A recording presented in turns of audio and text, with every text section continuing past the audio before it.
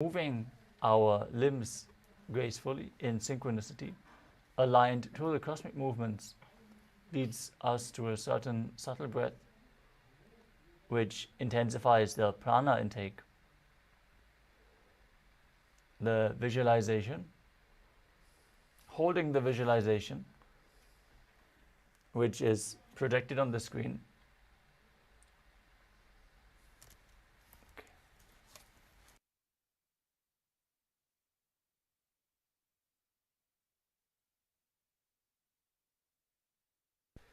Sets the right context and makes you embody the essence of the asana as it is intended. Aligning your thinking to Paramashiva and activating Mano Shakti, the power of thought. Japa, the internal repetition of mantras. Aligning your speech to Paramashiva and intensely cleansing your Vishuddhi chakra, activating Vak Shakti, the power of speech. The next component is the chanting of the sacred mantras and scriptural references. Our Acharya is going to chant along for every asana, giving the scripture reference and providing the high energy space as we chant the words of Mahadeva himself. The next component is weightlifting, as bodybuilding is a spiritual practice as per the Supreme Pontiff of Hinduism. Weightlifting is one of the components of Kailasa's Nithyananda Yoga, intensely activating the Kundalini Shakti as you lift the weights during some of the asanas, which we are going to point out. Next up is mandala, the visual representation of the gods and goddesses. In the background, you can see the Shri Yantra projected behind our acharyas, focusing on a mandala, a yantra. You will reflect the geometric figures, lines, circles into your nervous system and develop the subtle brain grooves to hold the energies within your system, reflecting the macrocosmos into the microcosmos. Next up is Abharana, the traditional Rudraksha jewelry. The Rudraksha bead is capable of holding more spiritual energy than any other stone. So keep skin contact to Rudraksha beads at any given time to hold yourself in the high energy state. Finally, we have Aushadha, the sacred alchemy products. As they are applied on the skin, they infuse prana into your system. With all those components together, Kailasa's Nithyananda Yoga is designed to lead to the enlightenment experience. Paramashivoham, your union with the divine. With all the components covered, let us move on to the actual yoga practice. Now sit in a comfortable cross-legged position with your head, neck and spine in a straight line. Bring your hands together. Bring your hands on top of the knees with the index finger and thumb together in Bindu Mudra. As you engage all three bandhas, Mahamudra Bandha, the Mula Bandha, the root lock, contracting your perineal region and pulling it up. The Uddiyana Bandha, the stomach lock, contracting your muscles above and below the navel and pulling your stomach in and up towards your spine. And the Jalandhara Bandha, the throat lock, tucking your chin to the chest and internally contracting your throat, locking the throat from within. Now visualize Lord Shiva in your inner space. Perform Samana Kumbhaka as you inhale deeply into your stomach region. Hold your breath and visualize a flame being formed in your stomach and rising up your spine. As you internally chant the japa Soham, visualize it rotating around your throat. With all the components together, let's perform the first asana of the sequence, Sukhasana. तत्सुखासनमित्युक्तमशक्तस्तत्समाचरेत् आसनं विजितं येन जितं तेन जगत्त्रयम्. Next up is Parvatasana. Now bring your legs into Padmasana as you place your feet on top of the opposite thighs. Bring your palms together in Anjali Mudra and raise them up above your head, keeping the elbows straight as you engage all three bandhas, Mahamudra Bandha. Visualize yourself as Mount Kailash. अथ वक्षे Mahadev पर्वतासनमङ्गलम्. Now bring the soles of the feet together in front of your body, slightly extended away, as you hold your hands behind your back and lean forward and down, placing your forehead on the ground behind the heels. Gaze towards your nose, engage all three bandhas as you visualize Swamiji in your inner space in Halipavasana. पूर्वविधियाहु मे जानो उभयपकदली सम्पुटठानो. Next up is Nagi Pavasana. From the same position, cup your palms and extend them in front of the feet, placing them on the ground as you place your forehead on the ground behind the heels. Engage all three bandhas, gaze to your nose and visualize yourself as a snake. पूर्वविधिपर्यागाने नीचौहौ वीकहु निफनास्यो लगाई. The next asana is Kukilasana. Now hold on to the big toes in Prana Mudra. Extend your legs forward and up as you then cross them into Padmasana. Lean forward and down onto your elbows. Engage all three bandhas and visualize yourself as a bird. अथान्यदासनं वक्षे न सिद्धो भवेन्दरः. Next up is Neti Asana. Now place one ankle on top of the opposite knee and hold on to opposite elbows. Engage all three bandhas as you start rotating your arms in a circle. Gaze to your nose. Visualize Swamiji in your inner space and after some time change the direction of the movement. वामापादकी आशमाहिली सोजे दक्षचर्णकोबार्लौता परिकुल्भसमोज.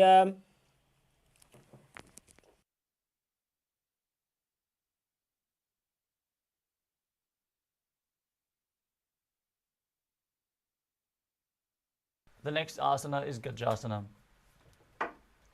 Now place your hands flat on the ground, shoulder width apart, as you lower your head, then your chest, scooping the body forward and down again and again. Visualize yourself as an elephant as you perform Udyana Bandha and Mula Bandha. न्युब्जं पादाग्रे भूमौ कृत्वा लम्बीभूया मस्तकाग्रे निधाय.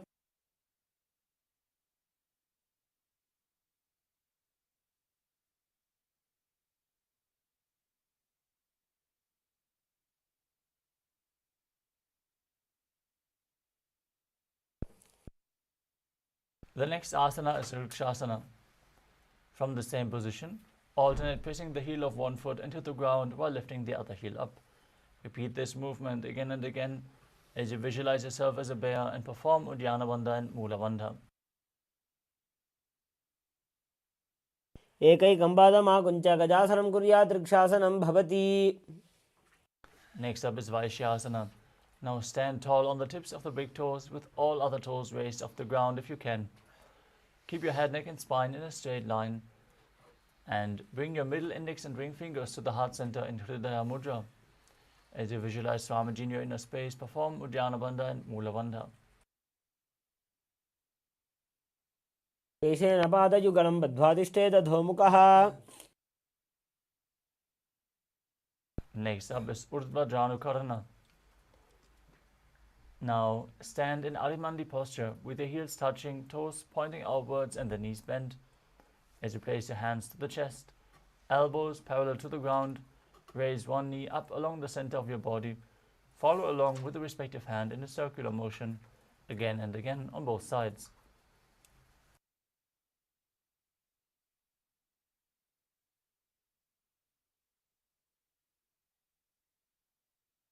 Next up is Bala Lingasana. As you interlace your fingers from the outside in Sarva Shankari Mudra, hold on to one knee and pull it up towards your chest. Keep your head, neck and spine in a straight line. Perform all the bandhas and visualize yourself holding a baby. एकं जानोरसि आलिङ्ग्य स्थातव्यं बाललिङ्गनं भवति. Next up is Padapidanasana. As you take one foot and pull it behind towards your buttocks, holding it with both hands, engage all the bandhas and visualize Swamiji in your inner space. एकस्मिन् पादतले कराभ्यां वेष्टयेत्. Next up is Natarajasana. With the respective hand, hold onto the sole of one foot from the inside and extend it back and up, while you lean forward with the opposite hand extended forward. Hand in Bindu Mudra, index and thumb together. Visualize yourself as Lord Nataraja as you perform the Mula Bandha. उत्तानपादं क्रौञ्चं च मरीचिं वीरभद्रकम्.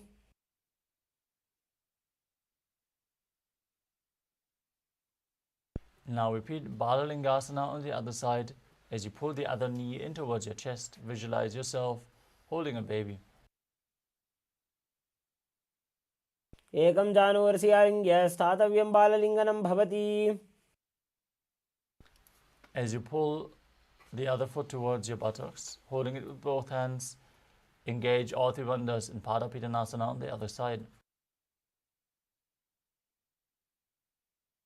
त्वैकस्मिन् पादतले कराभ्यां वेष्टयेत्तनुम्. As you hold the sole of the foot from the inside, lean forward with the opposite arm extended in Bindu Mudra, visualizing Lord Nataraja in Natarajasana on the other side. स्थित्वैकस्मिन् पादतले कराभ्यां वेष्टयेत्तनुम्. Next up is Ardha Karana. From Arimandi position with the heels together, toes pointing upwards and the knees bent. Bring the right foot behind the left with the toes down and the heel up. Keep the left hand at the chest and swing the right arm back and forth like a pendulum. Gracefully move your fingers one by one. As you place the hand over your nose, uncross the ankles, step the left foot behind and repeat the movement on the other side.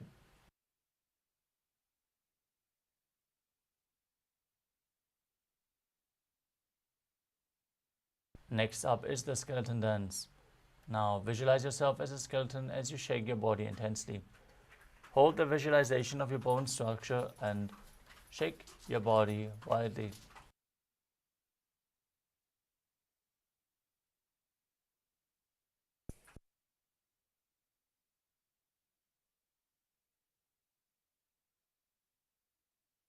Next up is Katichinna Karana. From Arimandi position, bring your hands above your head and cross your arms with the palms facing backward. Now turn your hips to one side and open up your arms wide above your head. Repeat the movement on both sides again and again.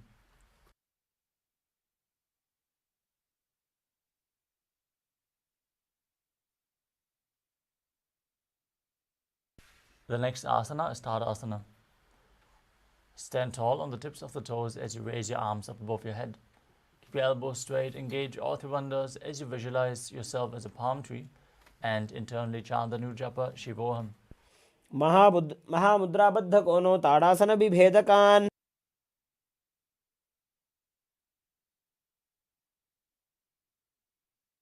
The next asana is Uttanasana. From a standing position, lean forward and down as you bring your hands flat on the ground in front. Engage all three bandhas and bring your forehead towards your knees. Visualize Swamiji in your inner space. Visualize the japa Shivoham rotating around your throat.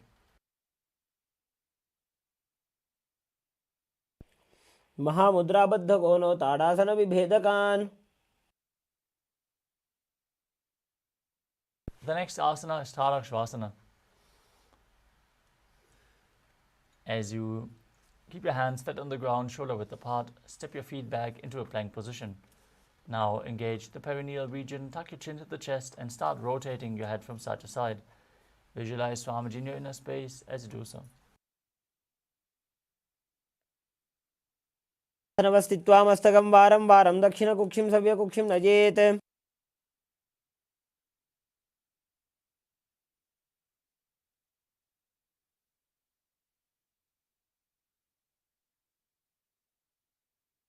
The next asana is Bhujangasana. Now lay down flat on your stomach as you keep the toes pointing backwards and the hands flat next to your chest. Now raise your head by the strength of your lower back. Open your mouth wide and inhale through the hollow of your throat in Bhujangani Mudra as you visualize yourself as a cobra.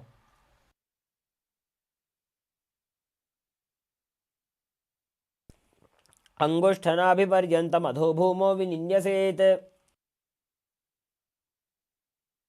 The next asana is Shashasana. Now push your body up into a plank position and alternate, bringing one knee in towards your chest back and forth. As you visualize Swamiji in your inner space, breathe calmly through your nose in Sahaja Kumbhaka and perform the Mula Bandha. गजासनसंस्थितो चारुद्वयमाकुञ्च्य वारं वारं कर्तव्यं शशासनं भवति. The next asana is Rathasana. From the plank position, step one foot in between the two hands, jump the foot back as you bring the other foot between the hands again and again. Visualize yourself as a chariot as you perform the Mula Bandha. गजासनसंस्थितो एकैकं पादं पुरोमार्गेण भ्रामयित्वा कर्तव्यं रथासनं भवति. Next up is Virabhadrasana. As you keep one foot flat on the ground in front, with a knee bent at a 90-degree angle, toes pointing forward, keep the other leg pointed back, with the toes pointing outward, knees straight. Raise your arms up parallel above your head. Gaze towards your third eye. Visualize yourself as Lord Virabhadra as you perform Uddiyana Bandha and Mula Bandha.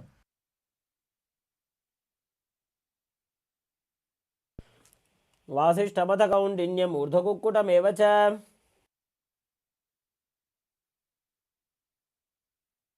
Exchange the position of your feet. Repeat Virabhadrasana on the other side. वासिष्ठमथ कौण्डिन्यम् ऊर्ध्वकुक्कुटमेव च. Next up is Vrikshasana. Now stand tall and bring one foot to the inner thigh. Keep your palms together in Anjali Mudra and raise them up above your head. As you pull your stomach in and up, contract the perineal region and visualize yourself as a tree. वामोरुमूलदेशे च जाम्यं पादं निधायतु. Next up is Garudasana. Now stand tall. Place one foot onto the opposite hip. Join your hands together in Namaskara Mudra in front of your heart center and visualize yourself as Lord Garuda in Garudasana. गरुडासनमावक्षे येन ध्यानं स्थिरं भवेत्. Now repeat Vrikshasana, the tree posture on the other side. जाम्यं पादं निधायतु.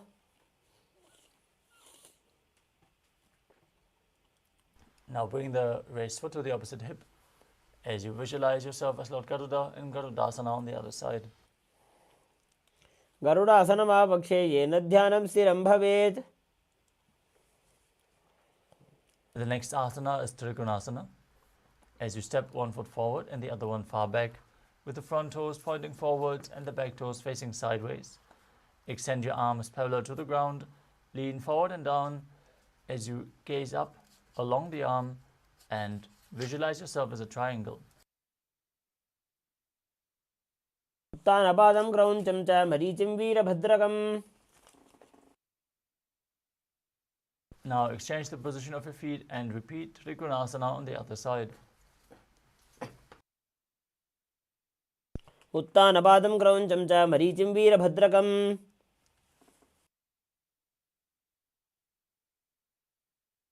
Next up is Nikuttakakarana. From Arimandi position, heels together, toes pointing outwards and the knees bent. Raise one heel off the ground, place your hands in front of the chest with the palms facing each other and stomp the raised heel to the ground as you lift the other heel off the ground and exchange the position of your hands again and again.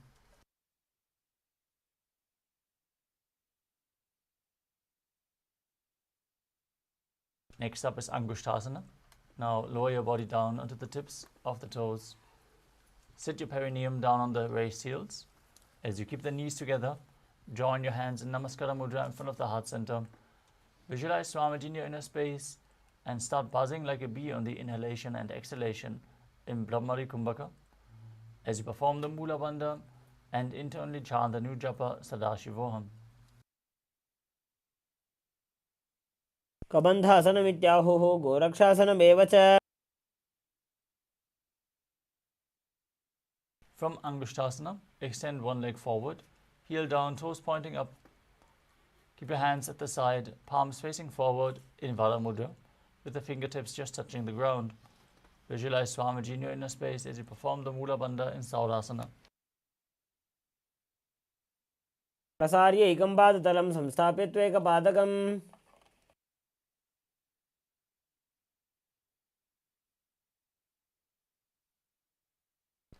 The next asana is Virunanasana. From Saurasana, lean forward and down. Hold onto the big toe of the front foot in Prana Mudra with index and middle fingers. As you lean forward, hold onto the heel of the back foot with the other hand. Visualize Swamiji in your inner space and perform the Mula Bandha. गुल्फस्थितो पादमेकं प्रसार्य तत्पादाग्रं संस्पृशेत् तत्करेण Now exchange the position of your feet and repeat Saurasana on the other side. प्रसार्य एकं पादतलं संस्थाप्य त्वेकपादकम्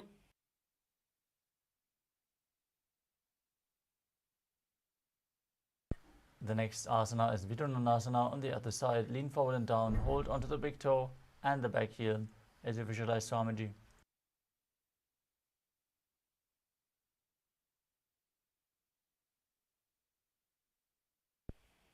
गुल्फस्थितो पादमेकं प्रसार्य तत्पादाग्रं संस्पृशेत् तत्करेण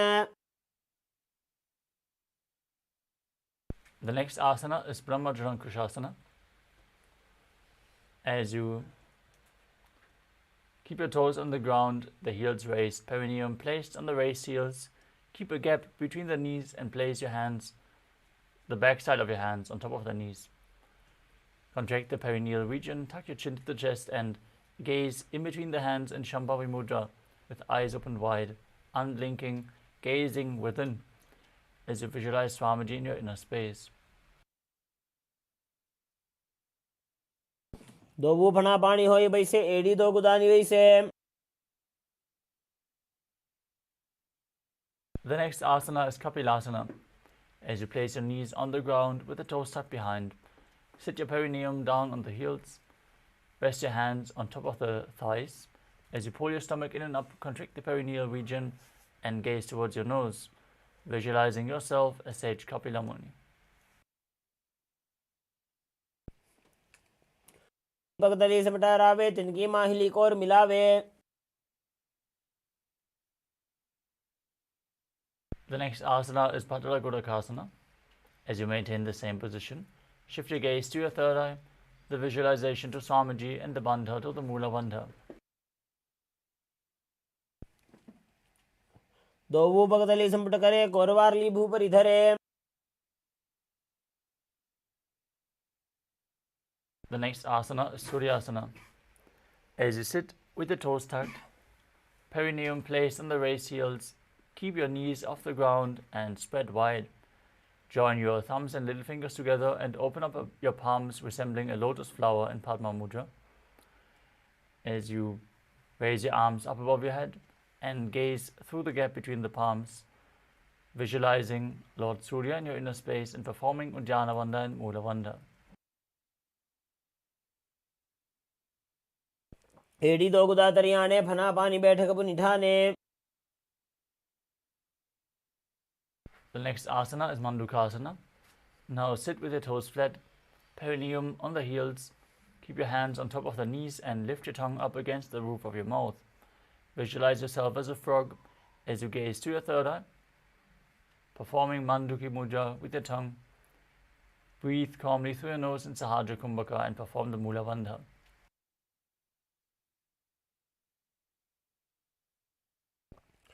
पादतलौ पृष्ठदेशे अंगुष्ठे द्वे च संस्पृशेत्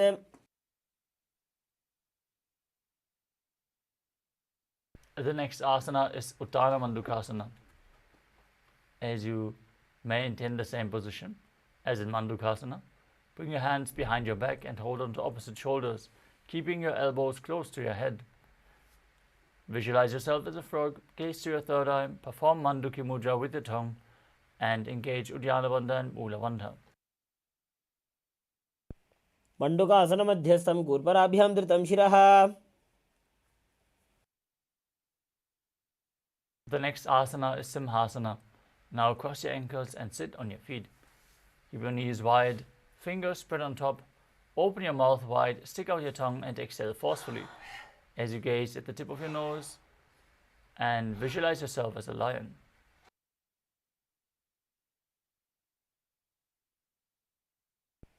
दक्षिणं सव्यगुल्फेन दक्षिणेन ततेतरम्.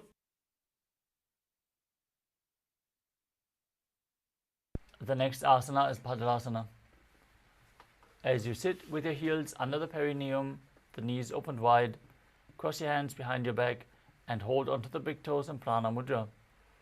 Apply Jalandhara Bandha and Mula Bandha. As you gaze to the tip of your nose, visualize Swamiji in your inner space and return to buzzing like a bee in Brahmari Kumbhaka.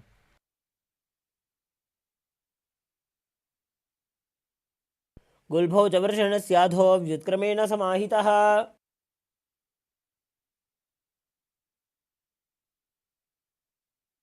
Next up is Kakabhushandi Asana. As you squat and keep the feet flat on the ground with the knees opened wide, bring your arms in and around the back as you interlace your fingers behind your back. Gaze towards your nose as you visualize yourself as a crow. प्रथमे वेसकोकटठाने दोवो हाथ पगम बीच आने.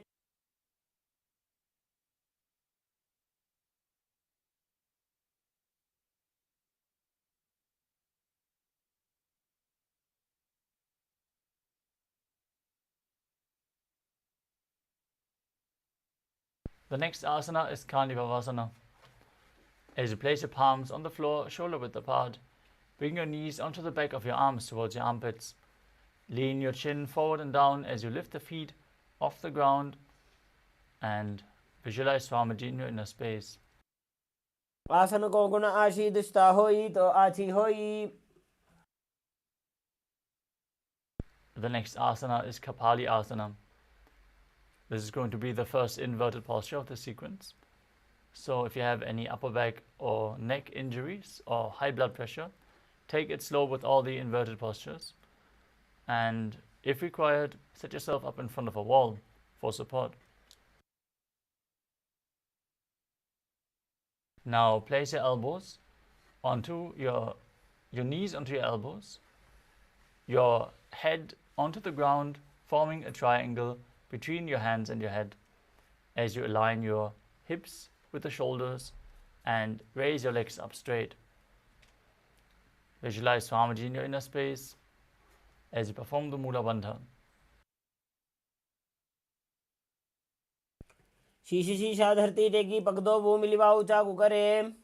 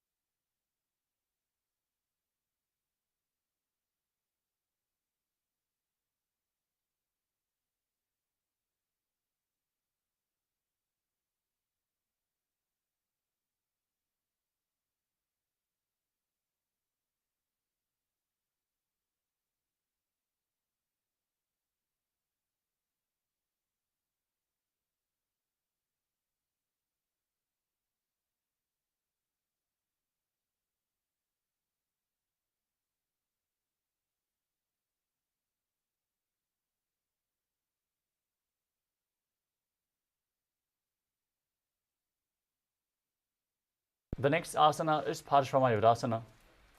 As you squat on your toes with the legs together, twist your body and place both hands to one side. Then lean onto your arms and balance, extending the legs to the side. As you gaze to your third eye, visualize yourself as a peacock. Perform Rechaka Kumbhaka, exhaling deeply and holding your breath in Paramashivoham. मयूरं दण्डवत् कुर्यान् मायूरं दण्डनामकम्.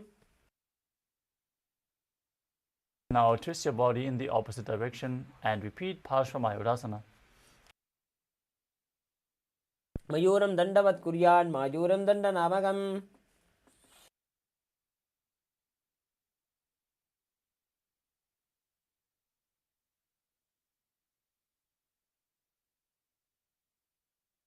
Now place your hands flat on the ground in front as you step your feet back into a plank position. Then step one foot outside the shoulder in between the two hands.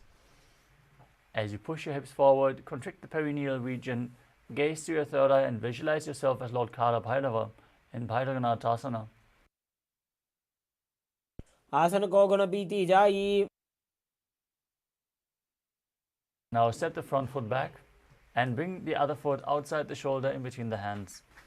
As you visualize yourself as Lord Kala Bhairava in Bhairaganathasana on the other side. आसन को गुण पीती जाई.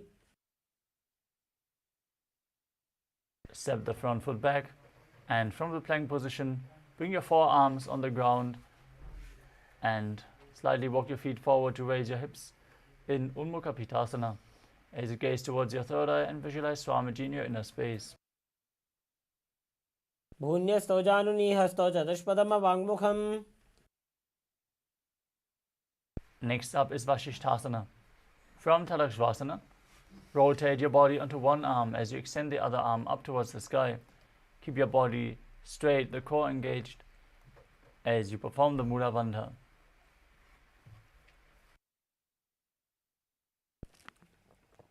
ऊर्ध्व कुक्कुटवासिष्ठ मरीचिहल मत्स्यकम्. Now rotate your body to the other side. Lift your arm. Visualize yourself as H Vashishta and Vashishthasana on the other side. ऊर्ध्व कुक्कुटवासिष्ठ मरीचिहल मत्स्यकम्.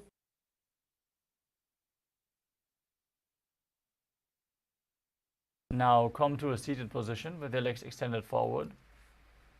As you place your hands underneath the buttocks with the palms facing up. Visualize yourself as Lord Hanuman as you gaze towards your nose. Perform Jalandhara Bandha and Mula Bandha and internally chant the new japa Mahasadashivoham. की उभय हथेली कोरवारली मैले भेली.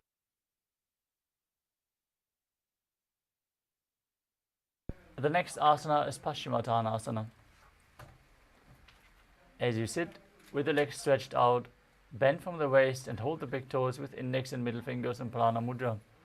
Bring your chest to the thighs, head to the knees and engage all three bandhas as you visualize Swamiji in your inner space.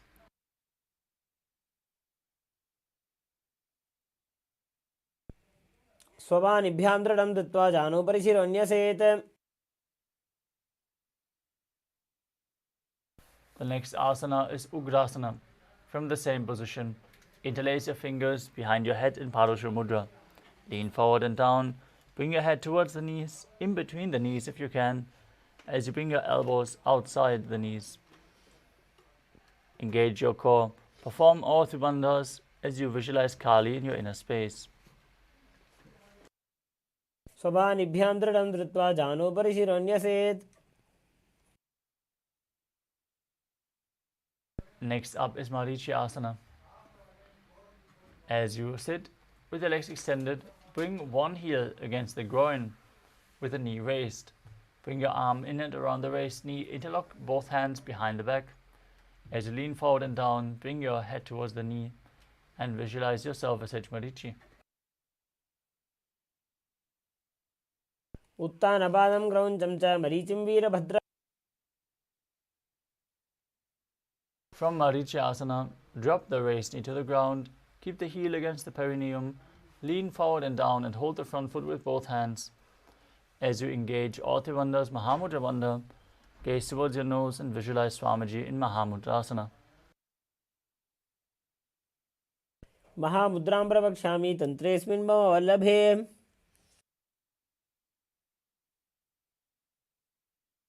Now extend both legs, bring the other heel against the groin as you repeat Marichi Asana on the other side.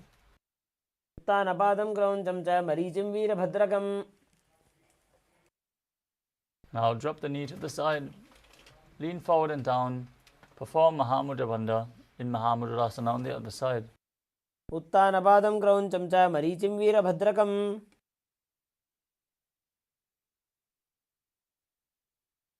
The next asana is Borderless too.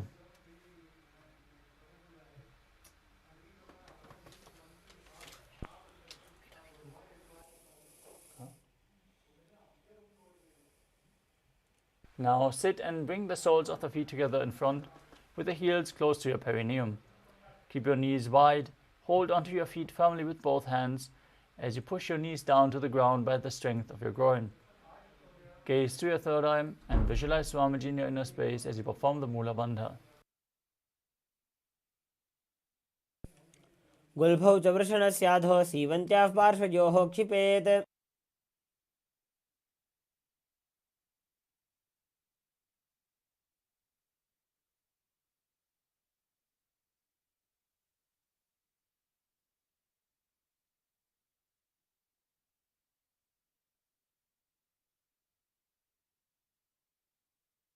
The next asana is Gvali Pavasana.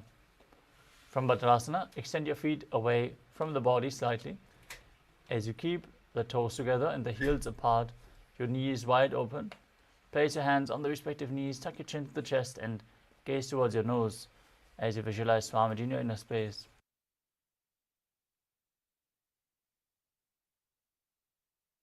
जो कीजिए सोई. Next up is Joni Asana. As you sit and keep the soles of the feet together and the heels close to your perineum, hold the soles of the feet and lean forward and down. Bring your forehead to the feet as you gaze to your nose and visualize Yoni Mandala, the visual representation of Devi Paramashiva Shakti. दोवो पकदली संपुट करे AD made के ढिंग दरे. Next up is Milaki Pavasana. As you sit and keep the heels together and the toes apart, extend your arms out to the side and lean forward and down. Bring your forehead to the ground behind the heels as you gaze to your nose and visualize Swamiji in your inner space.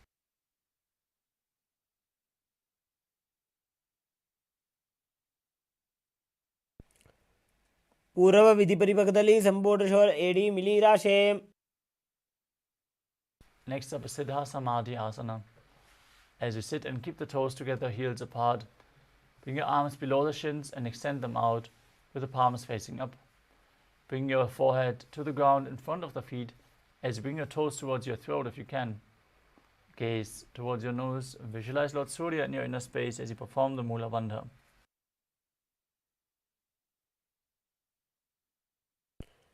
दोवो पकदली संपुट करे 16 made आगा में धरे. Next up is Chinaki Pavasana. As you sit and keep the heels together, toes apart, the feet close to the groin, hold your feet and open them up like a book as you bring your elbows onto the thighs, pushing the knees down to the mat. Gaze to your nose, visualize Swamiji in your inner space and perform the Mula Bandha. दो पका की AD धरती मगिवा मेढ़ लगावे. The next asana is Chaturbata Chukasana. As you sit with the soles of the feet together, heels at the perineum, place your hands on the respective knees and gently push them down. Gaze to your third eye as you visualize Swamiji in your inner space and perform Uddiyana Bandha and Mula Bandha.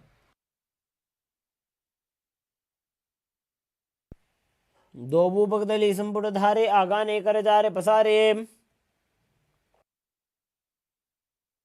Next up is Bhairavasana. As you sit and bring the soles of the feet together with the knees opened wide, lift your heels up off the ground and bring the toes down to the ground. Use the support of your hands if needed in this intense stretch. As you then place your knees on the ground and your hands on top of the knees in Bindu Mudra. Gaze to your third eye, visualize yourself as Lord Kala Bhairava as you perform Uddiyana Bandha and Mula Bandha.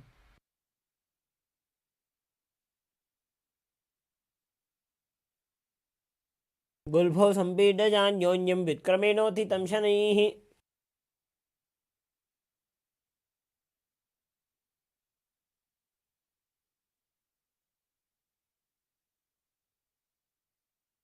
The next asana is Samanasana. As you sit with one heel at the perineum, lift and hold the other foot towards your chest. Gaze to your third eye and visualize Swamiji as you perform the Mula Bandha. समानासनमा पक्षे सिद्धमन्त्रादि साधनात्. The next asana is Apanasana. Now place one leg over top of the respective shoulder as you extend the other leg forward and up. Keep your hands at the side of your body as you gaze to your third eye and visualize Swamiji in your inner space. केवलं पादमेकं च स्कन्धे चारोपयेत् ततः. Now repeat Samanasana on the other side. Place the other heel against the groin and lift the opposite foot towards your chest with the sole onto your chest. आसनमावक्षे सिद्धमन्त्रादिसाधनात्.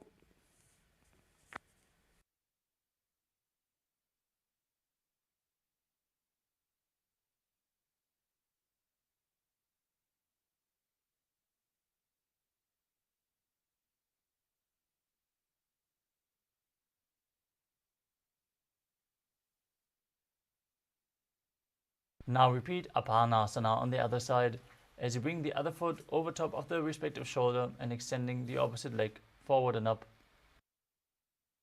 केवलं पादमेकं च स्कन्धे चारोपयेत् ततः. The next asana is Gomukhasana.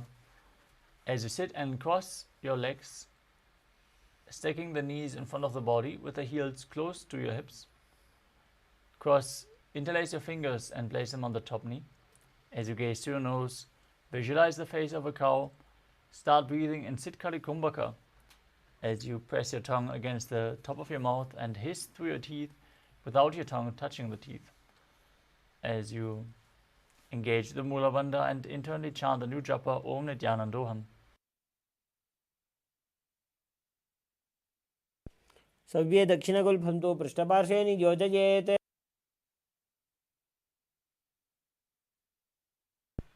The next asana is Anasuyasana. From Gomukhasana, hold onto the big toes in Prana Mudra. Gaze towards your nose as you visualize yourself as Rishika Anasuya and perform Uddiyana Bandha and Mula Bandha.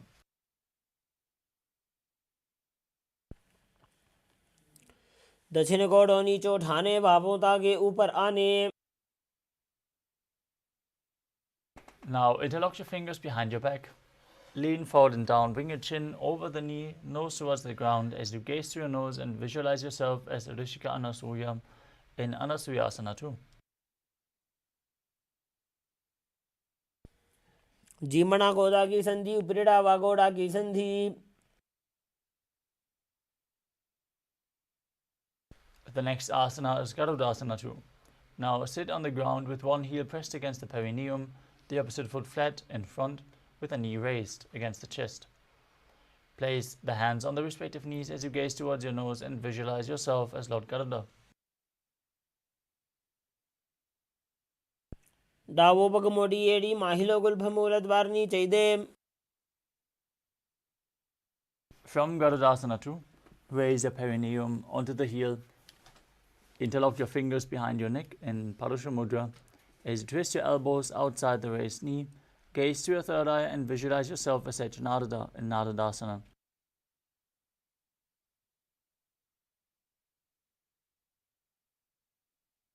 पिष्टि जो वाम पगदली केरी भूपरिता ही लगावे फेरी. The next asana is Matsya Pitakasana. As you place one foot on top of the opposite thigh and wrap the respective arm around the knee, hold on to the shin, extend the other arm down and hold on to the big toe in Prana Mudra. Gaze towards your nose and visualize Matsya, the fish avatar of Lord Vishnu. वामे नवामांगुष्ठन्तो गृहीतं मत्स्यपीठकम्. Now repeat Gomukhasana on the other side as you stack your knees again with the other knee on top. Interlace your hands on top. Visualize the face of a cow and don't forget to breathe in Sitkari Kumbhaka, hissing through your teeth without the tongue touching the teeth.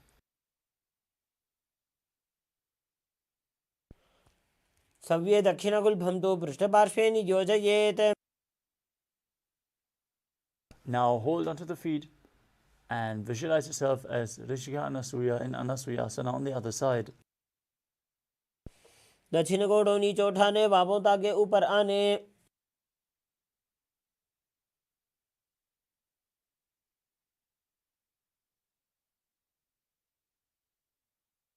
Now lean forward and down as you interlock your fingers behind your back.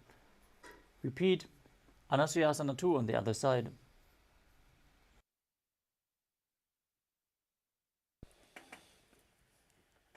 जीमणा गोदा की संधि उपरिड़ा बागोड़ा की संधि.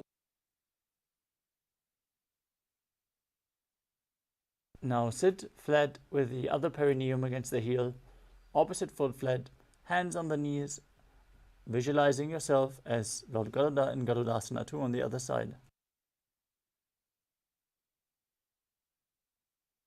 Davos पगमोडी एडी माहिलो गुल्फमूलद बारनी चैदे.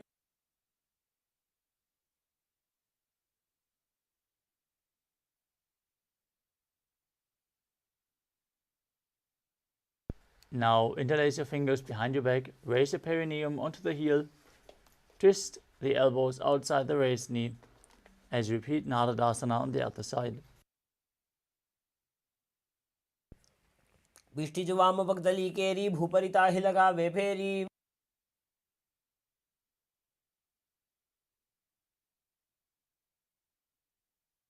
Now repeat Matsya Pittakasana on the other side as you place the other foot on top of the opposite thigh, hold onto the big toe and the shin, and visualize Matsya, the fish avatar of Lord Vishnu.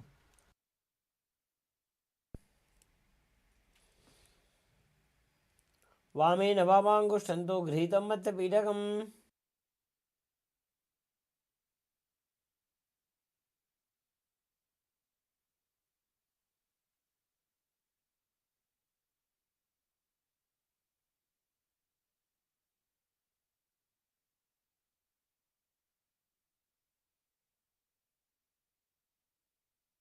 The next asana is Matsyendrasana.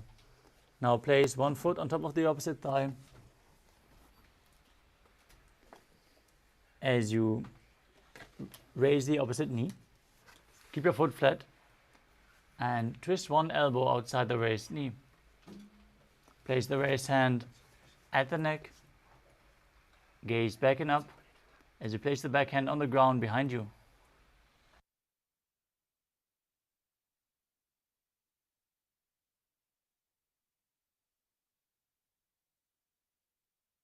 Visualize Matsyendranath, the great sage and master of Hatha Yoga, in Matsyendrasana. उदरं पश्चिमाभासं कृत्वा तिष्ठति यत्ततः. From Matsyendrasana, extend the front arm down to the foot. Hold the big toe in Prana Mudra if you can.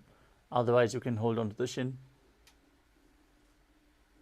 Gaze to your third eye. Visualize yourself as a camel.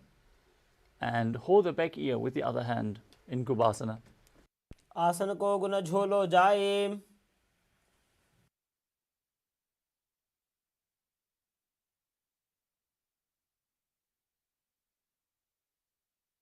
From Kubasana, drop the hand from your ear to the ground behind you. Gaze to your third eye and visualize Sage Matsyendranath in Matsyendrasana 2. मत्स्येन्द्रपीठं जलर प्रदीप्तिं Prachanda रुक्मण्डल खण्डनास्त्रम्. Now stretch both your legs out and place the other foot on top of the opposite thigh as you repeat Matsyendrasana on the other side. उदरं पश्चिमाभासं कृत्वा तिष्ठति यत्ततः.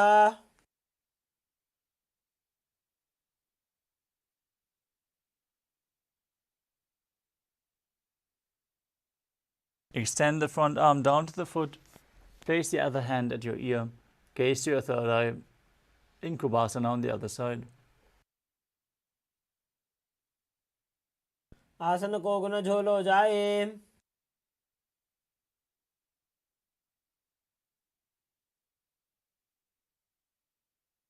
Now drop the hand from your ear to the ground behind you, twist your body even further as you gaze towards your third eye and visualize Sage Matsyendranath and Matsyendrasana 2 on the other side. मत्स्येन्द्रपीठं जलर प्रदीप्तिं Prachanda रुक्मण्डल खण्डनास्त्रम्. Now place your feet on top of opposite thighs in Padmasana. As you keep your hands on top of the knees, gaze towards your nose, visualize yourself as Lord Shiva. Breathe in Sitali Kumbhaka as you press your tongue against the back of your teeth and hiss through the teeth while inhaling. Perform Mahamudra Bandha and internally chant the new japa Om Nithyananda Paramashivam. आसनं द्विधं प्रोक्तं पद्मं वज्रासनं तथा. Now maintain Padmasana. Cross your arms in front of your body. Hold onto the big toes in Prana Mudra. As you gaze towards your nose, visualize yourself as Goddess Parvati, the consort of Lord Shiva. Keep breathing in Sitali Kumbhaka and engage the Mula Bandha in Padmasana too. उत्तानौ चरणौ कृत्वा ऊरु संस्थो प्रयत्नतः. Next up is Kukutasana.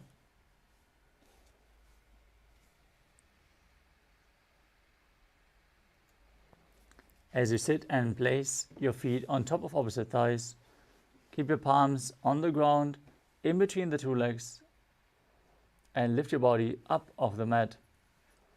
Now visualize yourself as a rooster as you breathe calmly through your nose in Sahasrara Kumbhaka and perform the Mula Bandha. पद्मासनं संस्थाप्य नान्वोरन्तरे करौ. Next up is Baddha Keki Asana. From Padmasana, rise up onto your knees and place your hands flat on the ground in front with the fingers pointing backwards. Now lean onto your elbows and balance as you lift your knees off the ground and visualize Swamiji in your inner space. नमोष्टभ्यकरद्वयेन तत्कुरुपरि स्थापिता नाभिपार्श्वः. From Baddha Keki Asana, extend your legs back into Mayurasana. From a kneeling position, you can place your hands flat on the mat. Bring your elbows to the navel, lean forward until you find balance, and then extend your legs up straight. Visualize yourself as a peacock as you perform the Mula Bandha in Mayurasana. क्षे महादेव मयूरासनमुत्तमम्.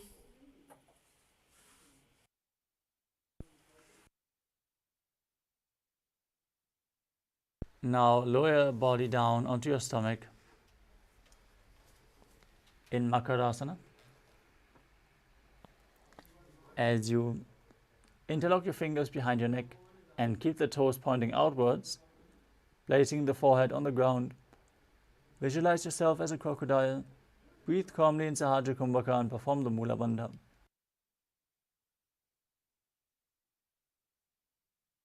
अध्यासचेते हृदयं निधाय भूमौ च पादौ च प्रसार्यमानौ.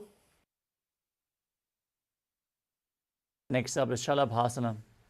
As you lay on your stomach, keep your hands next to the chest, flat on the ground, and raise your legs up off the mat.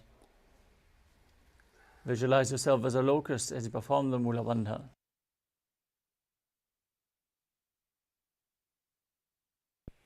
अध्यासचेते करयुग्मवक्षौ भूमिमष्टभ्यकरयोः स्थलाभ्याम्. Next up is Ushtrasana. As you lay on your stomach, hold onto your feet. As you pull them down outside the hips, close to the ground, as low as possible. As you visualize yourself as a camel in Ushtrasana.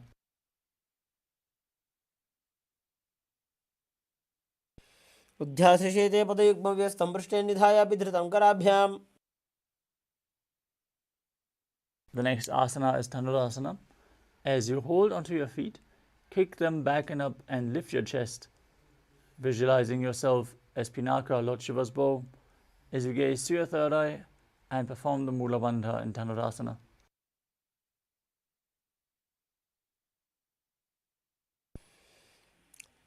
प्रसार्य पादौ भूयदण्डरूपौ करौ च पृष्ठे धृतपादयुग्मम्. The next asana is Bhagasana. Now sit in a kneeling posture with your heels outside the hips, the toes touching behind. Place your hands on the thighs, gaze to your third eye. Visualize Swamiji in your inner space as you perform the Mula Bandha and internally chant the new japa Om Nithyananda Paramashivoham.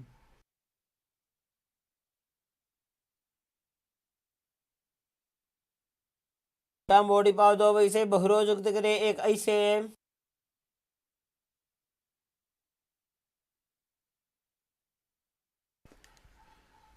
The next asana is Gohi asana.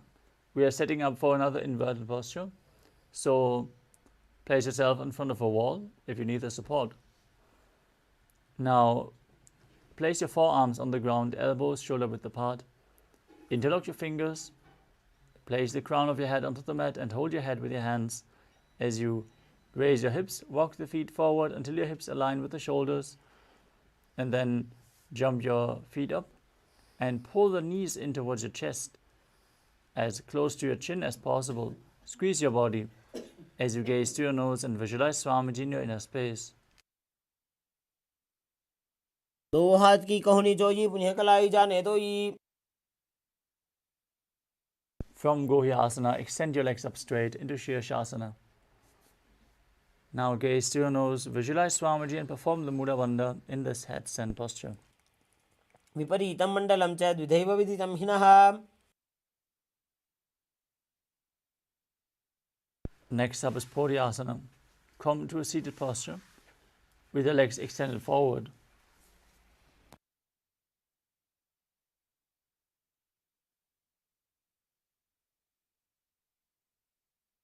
Start breathing in Bhastika Kumbhaka, rapidly exhaling from your diaphragm, pushing the air out again and again like the bellows of a blacksmith as you hold your calves from behind and raise your legs up vertical, bringing your head towards your knees. Visualize Swamiji and perform the Mula Bandha. हर आने घोड़ा तरे कागसी ठाने.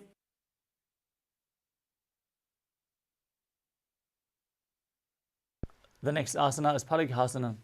With your legs extended forward, up at a 45-degree angle, bring your hands behind your back, holding onto opposite shoulders. As you gaze to your third eye, visualize yourself as a mace and keep breathing in Bhastika Kumbhaka and Parighasana. उत्तानशयनं कृत्वा पादौ मिलित्वा प्रसार्य. The next asana is Naukasana. As you keep your legs raised, extend your arms out in front, keeping your arms parallel to the ground. Gaze to your third eye, visualize yourself as a boat.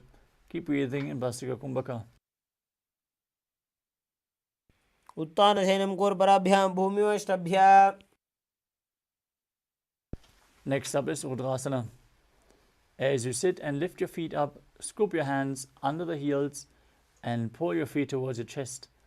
Keep your spine upright, gaze towards your nose, and visualize yourself as Lord Rudra as you keep breathing in Bhastika Kumbhaka. पगतली संपूट करी हाथस्य उपग उचाई. Now breathe calmly through your nose as you lay down on your back with the feet flat, knees raised, hands flat on the ground behind your heels with the palms facing down. Now push your hips up, engage the perineal region, and perform the Jalandhara Bandha as you breathe in Mudra Kumbhaka, exhaling while the throat lock is still engaged. Gaze towards your nose and visualize Swamiji in your inner space in Unmukha Pitasana too. ऊर्ध्वे च जानुनी कृत्वा शवेत्वोर्ध्वमुखं तथा. The next asana is Shivasana. As you lay down on your back with the hands next to your hip, palms facing up, perform Shakti Chalan Mudra. Pull the Kundalini Shakti up along the spine forcefully. Then relax. Unclutch from any micro movements of the body and mind as you visualize that your body is dead and Swamiji, the Supreme Pontiff of Hinduism, is liberating you. Internally chant the Mahavakya, Om Nithyananda Paramashivoham. उत्तानं शववद्भूमौ शयनं तु शवासनं. शवासनं श्रान्तिहरं चित्तविश्रान्तिकारणम्.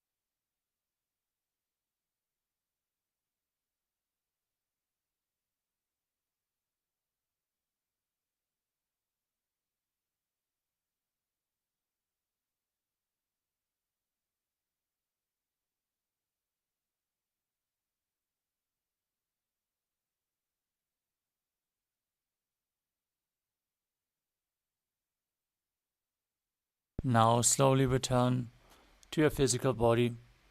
Start to wiggle your fingers and toes, your wrists and your ankles, your elbows and your knees.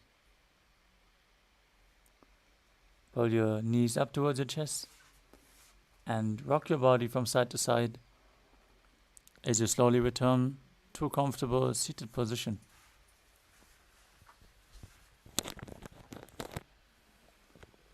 Congratulations, you completed the first 108 asanas of the sequence, which form the Pratama Vinyasa Karma. We are now going to move on to the next asana of the sequence, Yathasana Ishtasana. Now sit in a position that brings ease to your physical and mental space. Any posture is fine. Just place your hands on top of the knees in Bindu Mudra. Visualize Swamiji as you perform the Mula Bandha in Yathasana Ishtasana. पर्यङ्कं तत्समाख्यातं जितसंस्थं यथा स्थितिः.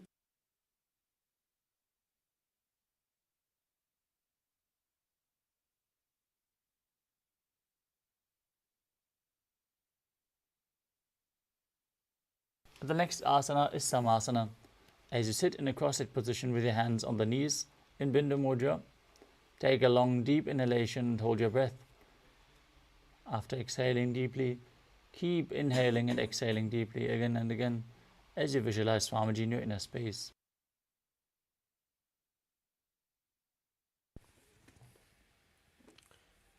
इदानीं गर्भिणीनां योगाभ्यासो यथा लघु.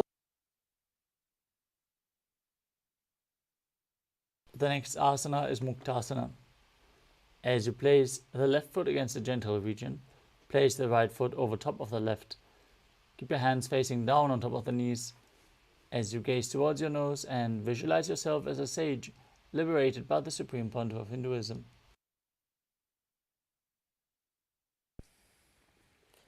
निपीड्य सीविनीं सूक्ष्मां दक्षिणेतरगुल्पतः.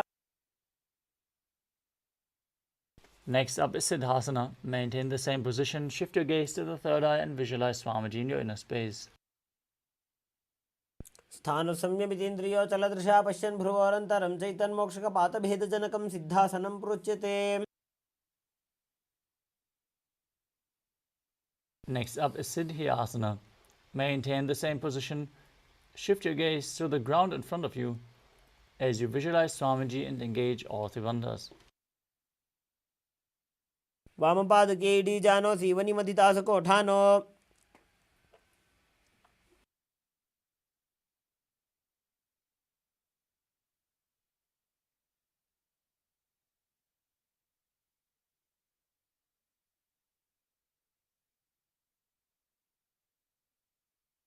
The next asana is Rudrasana 2.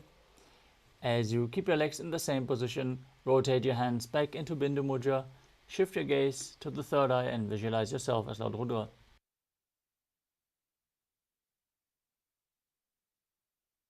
वामचरण परि दक्षिणे राखे एकजुगति ऐसे विधि राखे.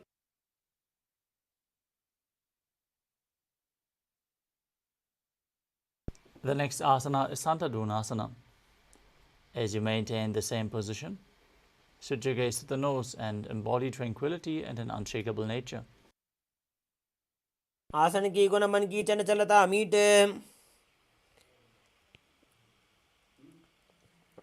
Next up is Siddhasana 2. Maintain one heel on top of the other as you bring your hands to the navel, cupping one palm over the other, resembling a lotus flower in Samputa Mudra. Visualize Swamiji in your inner space as you do so. ऋजुकाय समासीना सिद्धासनमुदीरितम्.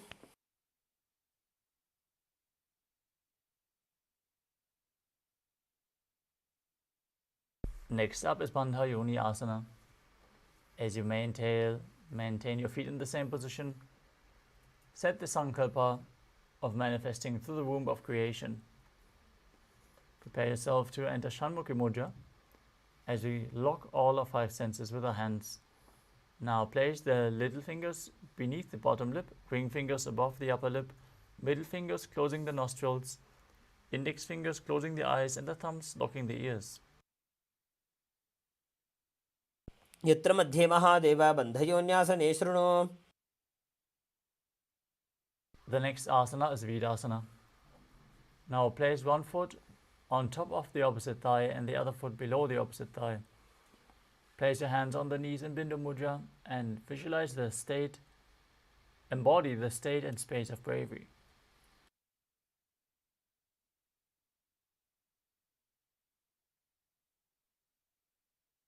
एकं पादमथैकस्मिन् विन्यस्योरुणि संस्थितः.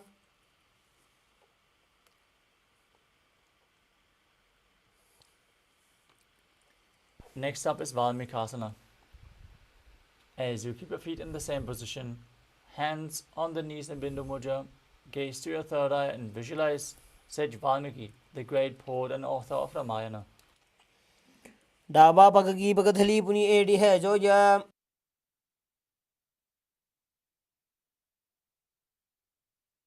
The next asana is Joni Mudrasana.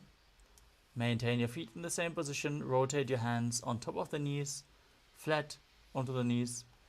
As you gaze through your nose and visualize Yoni Mandala, the visual representation of Devi Paramashiva Shakti. वामपादगी पगदली जाहि माहिली core.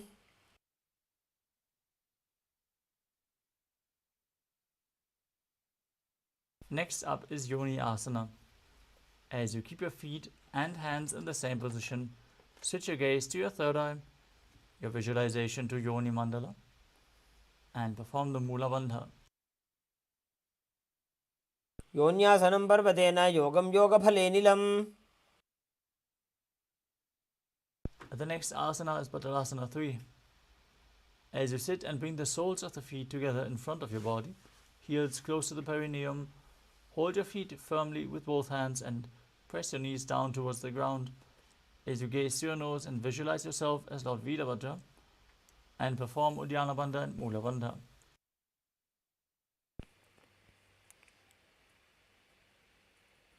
गुल्फौ च वृषणस्यादः सीवन्त्याः पार्श्वयोः क्षिपेत्.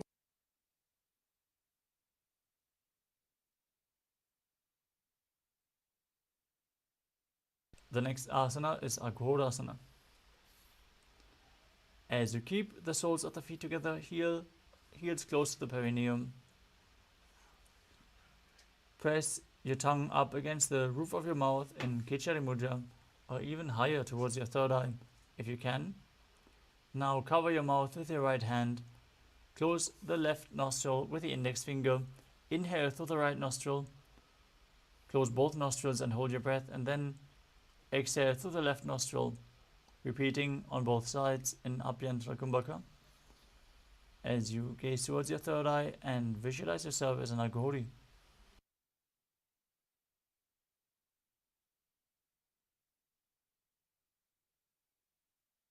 पूर्व कहो भिश्रिका जोई वाही विधि जोगी जैसो जी. Next up is Kanadi Pavasana. As you bring your feet together in front, the toes together and the heels apart, place your elbows on the heels and rest your chin on the palms. Gaze towards your nose, engage Uddiyana Bandha and Mula Bandha as you breathe in the Rechaka Kumbhaka, exhaling and holding your breath while visualizing yourself as a female elephant drinking water. ग्वाली पावा आसन का क्यों है जैसे Yahoo में जाने विधि तैसे. The next asana is Padasana. Sit with your knees raised, arms between the thighs and calves. Interlace your fingers and raise your feet off the mat. As you gaze towards your nose and visualize Swamiji in your inner space. ततोर्ध्वम्रे च येत् वायुं मृदुनिश्वास संयुतम्.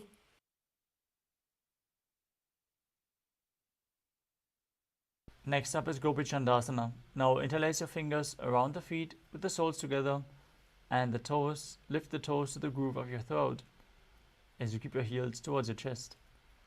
Place your chin on your hands, gaze to your nose, and embody the state and space of a king. पूरब विधिपगा का अंगूठा कंठ को पराशे.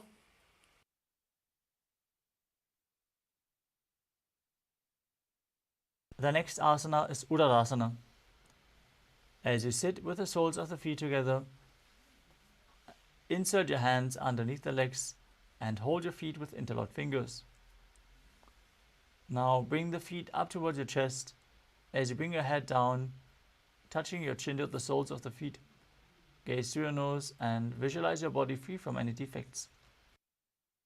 दोबूपकदली संपुटटाने उभयहस्तकरिवृद हिताने. From the same position, raise your feet even higher in front of your face, with your interlocked fingers above your forehead in Vishishtasana, visualizing yourself excelling in everything. दोबूपकदली जोड़ी संपुट करे. Next up is Bhujasana. From a seated position, lift both legs over top of the respective shoulders. Bring your arms underneath the legs and up, interlacing your fingers around the back of your neck. Visualize yourself as a cobra as you perform the Mula Bandha. शिरासनं तु विज्ञेयं कक्षासनमतः परम्. Next up is Kalyanasana. As you maintain a seated posture, raise your legs up, bring your elbows under the knees and wrap your arms around the back. Clasp your palms behind your back if you can. Gaze towards your nose and visualize yourself as a beautiful, auspicious goddess. दो हाथ पगम नीचे आने, तिनको गोड़ा नीचे ठाने.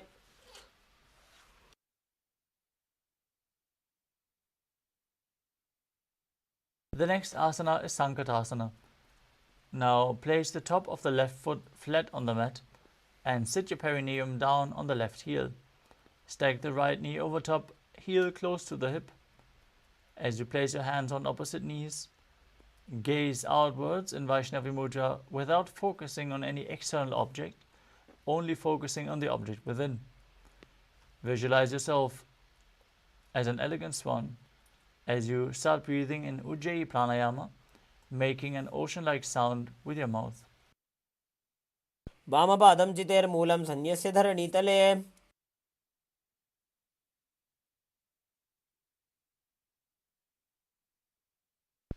Now slide the left heel outside the hip, sit on the ground as you place both hands on the top knee. Visualize a cow in your inner space. Perform Uddiyana Bandha and Mula Bandha in Dhenukasana. अनुषागी Nagar पंचडं वृषीलिन्दगल्यम्नि. Now place the right foot on the left thigh and the left foot on the right knee. Bring the left arm behind your back. Twist your body to hold on to the opposite thighs with your hands. Once you catch hold, twist your body even further. Gaze towards your third eye and visualize Swamiji in your inner space and Machandrasana. वामजङ्गप्रदक्षिणटाने वामहस्तपिष्टे दिशाने. Now untwist your body, hold onto the feet. As you maintain your legs in the same position, lean forward and down, place your forehead on the ground and visualize Swamiji in Machandrasana too. प्रथमजी मनो चरणजुजोजी वामजङ्गपरिराखेसोजी.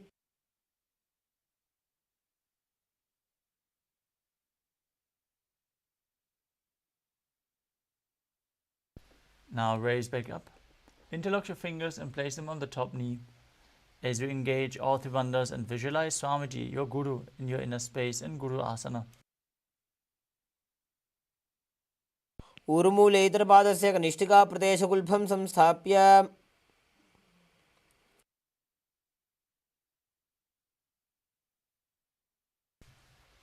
Now stack your knees again, this time keeping your right foot flat, sitting on the right heel.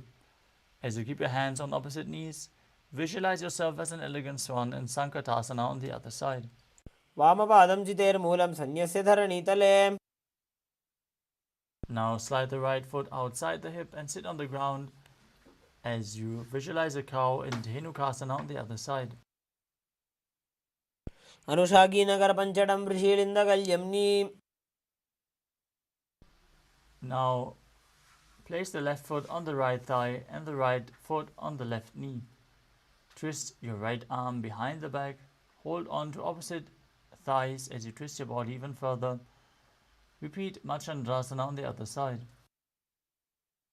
वामजङ्गपरिदक्षिणटाने वामहस्तपिष्टीति स आने. Untwist your spine, hold onto the feet and lean forward and down as you repeat Machandrasana 2 on the other side. प्रथमजी मनो चरणजुजोजी वामजङ्गपरिराखे sooji. Now, interlace your fingers, place them on the top knee, engage all three bandhas as you visualize your Guru in Guru Asana. ऊर्मूलेतरपादस्य कनिष्ठिका प्रदेशगुल्फं संस्थाप्य. Next up is Parshasana.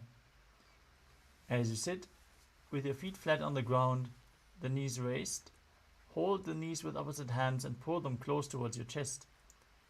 Push your tongue up in Kechari Mudra as you gaze to your third eye and visualize Swamiji in your inner space. पादतले भूमो निधाय जानुनिवृसि निधाय. Next up is Bodha Shukasana.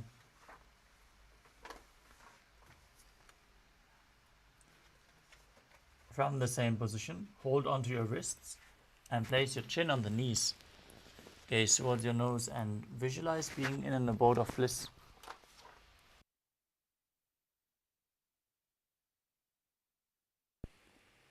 दोवुपगतली भूपरिधरे कोरमाहिलिये सेकरे. Next up is Kudakatasana. With your knees raised, bring your arms below the knees and hold onto opposite elbows. Gaze towards your nose, visualize Swamiji in your inner space as you perform the Mula Bandha.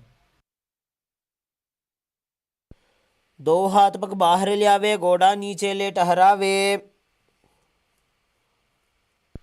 The next asana is Sumati Asana.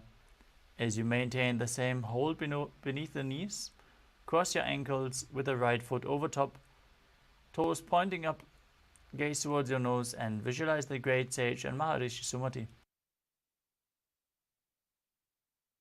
मूलद्वारी धरती परिठाने डाबा पग परिदच पद आने.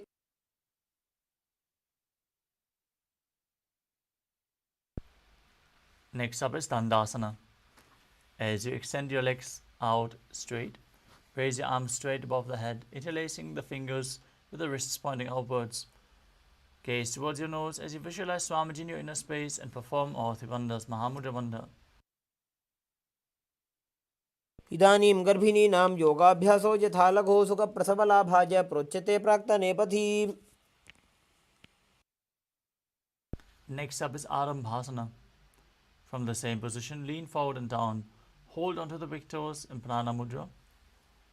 As you bring your chest down, head towards the knees. Inhale through the left nostril and exhale through the right, and then change the direction of the prana flow in Nadi Shodhana without using the support of your hands. Visualize Swamiji in your inner space. दोवो पग मिलिवा पसारी पका का अंगूठा पकड़ी लीलाट गोड़ा लगावे.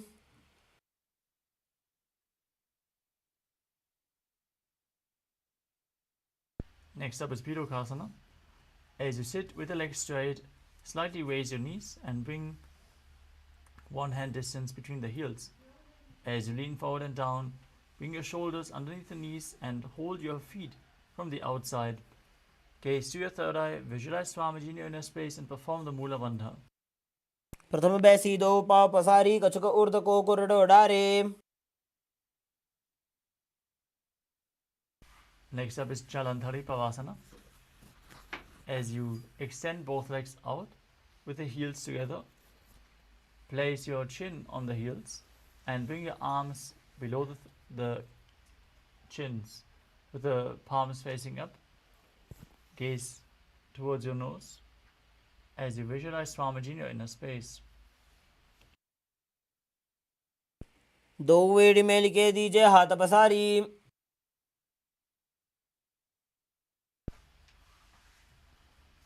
The next asana is Urdhva Paschimottanasana. As you sit and extend both legs out, lift one foot behind the neck, lean forward and down and hold on to the front foot with both hands as in Paschimottanasana. Now visualize Swamiji in your inner space as you perform Pratyahara Pranayama, focusing on the prana flowing up through the 9 points within the body as revealed by Mahadeva himself. Those 9 points are the soles of the feet, the regenerative organs, the navel, the heart, the throat, the uvula, the center of the eyebrows, the top of the forehead, and the crown of the head, the Brahmaranda. Perform the Mula Bandha and internally chant the Mahavakya, Om Nithyananda Paramashivoham. पश्चिमतानवत्संस्थितिं कृत्वा एकं पादं ग्रीवायां धृत्वा तिष्ठेत्. From Urdhva Paschimottanasana, lean back, straighten your spine, hold onto the foot which is still behind your neck with the opposite hand. Gaze to your nose and visualize yourself as infinite, endless, eternal, Ananta. उत्तानशयनी एकैकं Pai ग्रीवायां विन्यस्य. Next up is Ankushasana. From Anantasana, rest onto the elbow of the hand holding the foot. Concentrate on the prana flowing upwards as you gaze to your nose and feel in complete control. उत्तानशयित एकैकं पादं ग्रीवायां कुर्वन्. The next asana is Durushasana. As you lay on your back, hold your knees with opposite hands and pull them close as you rock your body from side to side. Visualize Swamiji in your inner space. उत्तानशयनं जानुनी हृदये वष्टम्भ जङ्घासहितो उरूनि करद्वये बद्ध्वा.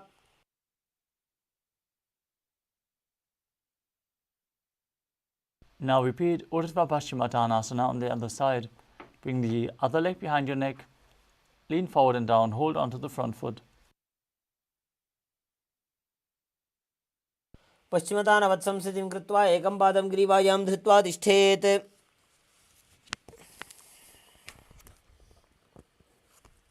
Now lean back into Anantasana. As you keep the leg behind your neck, hold onto the foot with the opposite hand. Gaze to your nose and visualize yourself as unending.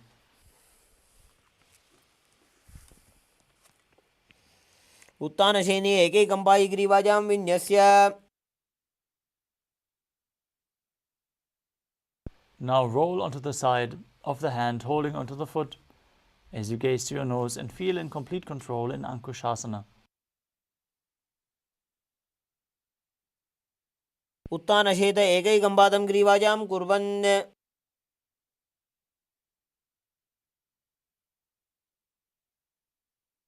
The next asana is Yoga Nidrasana. As you lie on your back, lift your legs one by one up behind your head. Hold your hands behind your back and gaze to your nose as you visualize Swamiji in your inner space. पादाभ्यां वेष्टयेत् कण्ठं हस्ताभ्यां पृष्ठबन्धनम्.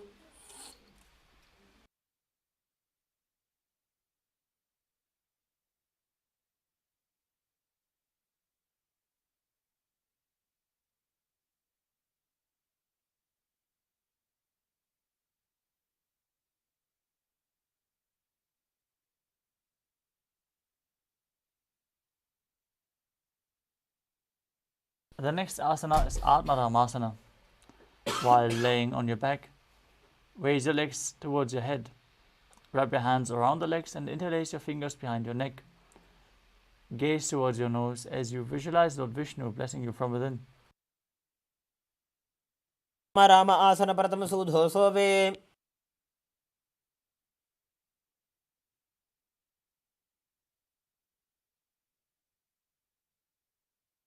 Next up is Kuchikasana. As you lay on your back, with the knees towards the chest, the soles facing up, extend your arms sideways, gaze to your third eye, and visualize Swamiji in your inner space. दो हाथ सीधा सा करे, 300 ube Sapa करे. Next up is Jatara Parivritti. This asana consists of 3 steps. We're going to perform all 3 steps and then repeat them on the other side. Let us first enter a neutral position where you pull your knees in towards your chest and extend your arms out to the side at shoulder level.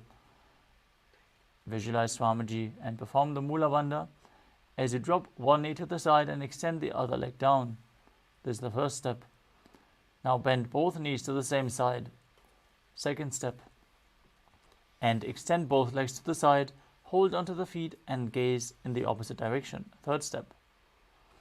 Now return to the center, the neutral position, and then drop the other knee down to the side, extending the opposite leg. Bring both knees bent to the side and extend both legs to the side as you gaze away from the feet. परिवृत्ते कुक्षिभागे त्रिदाहि परिकीर्तितः. Next up is the Dviparapitam. As you lay on your back, place your feet flat on the mat with the knees raised. Hold on to your ankles and lift your hips up as you gaze to your nose and visualize yourself as sturdy as a bridge, breathing in Mudra Kumbhaka with Jalandhara Bandha and Mula Bandha engaged. प्रतिक्रियायुतं द्वन्द्वपीठः सर्वबलप्रदं गर्भिणीनां दुर्बलानामिति Gargi जगादनु.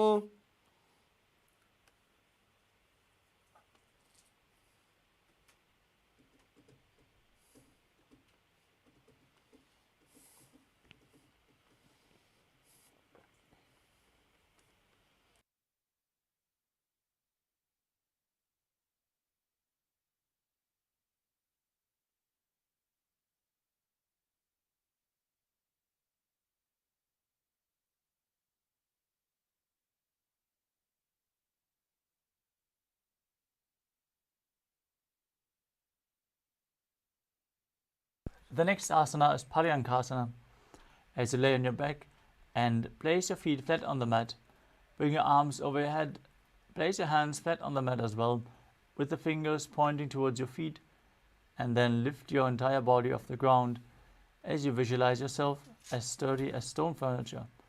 Breathe calmly through your nose in Sahajra Kumbhaka as you perform the Mula Bandha. उत्तानशयनं हस्ततलाभ्यां भूमिं वष्टभ्य पादतलाभ्यां भूमिं धृत्वा.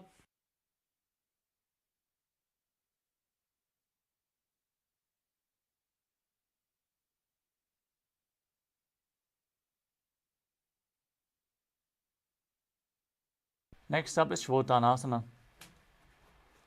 As you lie on your back, lift your knees to the chest and place your hands on the shoulders. Move your hips in a circular motion as you visualize yourself as a dog playfully rolling around on its back. शवच्छरीरं संस्थाप्य जानुनी सम्मील्य नाभवाणिज्य. Next up is the Viparita Karani. As you lay supine, place your arms flat on the mat and push your legs and hips up. Be completely straight and then move your legs in a circular motion. Visualize Swamiji in your inner space as you perform Jalandhara Bandha and Mula Bandha. भूतले सशिरो दत्वा खेनये चरणद्वयम्.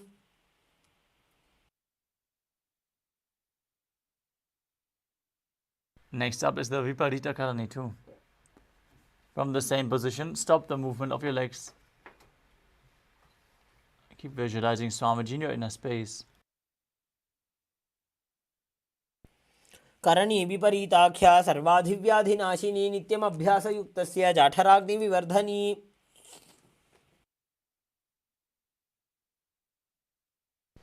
Next up is Langalasana.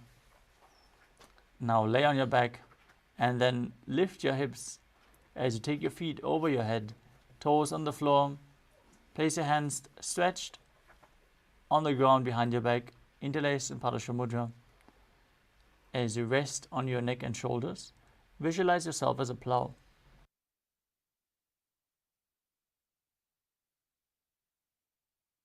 नरकासने स्थित्वा नासिकाप्रदेशे भूमौ पादपृष्ठे स्थाप्य.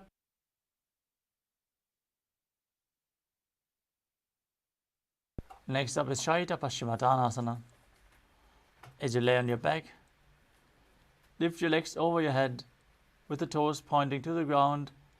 Hold onto the feet with both hands as you keep your arms and legs straight. This is one of the 84 asanas revealed directly by Lord Paramashiva himself. Perform Jala Nirabandha and Moolavandha as you do so.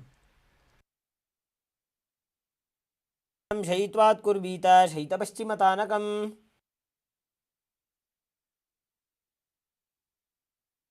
Next up is Supta Konasana.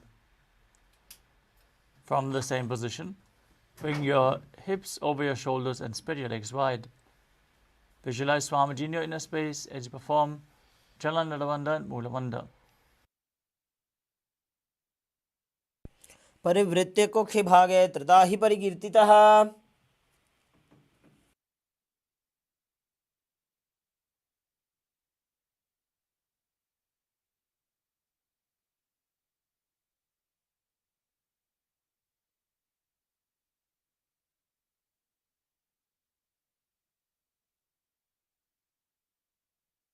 The next asana is Chakrasana. As you hold the ankles of the feet with the feet joined above your head, roll onto your back as you visualize yourself as a chakra, keeping the arms and legs straight. शवासनस्थद्वौ पादौ कुर्यान्मस्तकतः परो व्युत्क्रमेण ततः शीघ्रमेतत्सर्वस्य साधनम् The next asana is Supta Prasarita Parangushtasana. As you lay on your back with your legs vertical, hold onto the big toes in Prana Mudra, and then open your legs wide to the side as you visualize Swamiji and perform Ujjayi Pranayama. उत्तानपादं क्रौञ्चं च मरीचिं वीरभद्रकं नटराजं त्रिकोणं च सुप्ताङ्गुष्ठप्रसारणे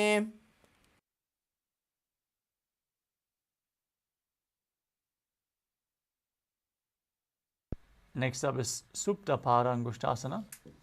As you join your feet together above your body, holding onto the big toes in Prana Mudra, visualizing Swamiji in your inner space.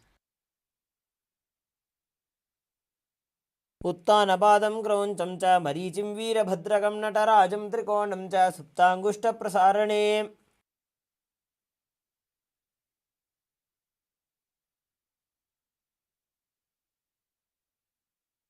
The next asana is Matsyasana. From Supta Parangushtasana, cross your legs into Padmasana. Lay on your back and hold opposite elbows over your head. As you gaze to your nose, visualize Matsya, the fish avatar of Lord Vishnu in Matsyasana. मुक्तपद्मासनं कृत्वा उत्तानशयनं चरेत् कूर्पराभ्यां शिरो वेष्ट्या मत्स्यासनं तु रोगः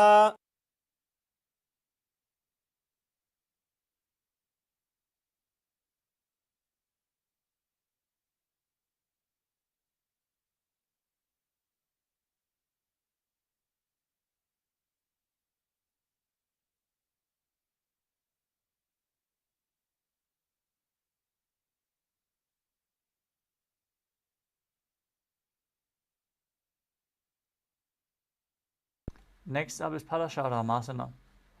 As you lay on your back in Padmasana, place the back side of your right hand onto the left palm. Gaze to your nose as you visualize Lord Rama in your inner space. प्रथमकरे पद्मासन आछे सूधो सोवे भूपरिपाछे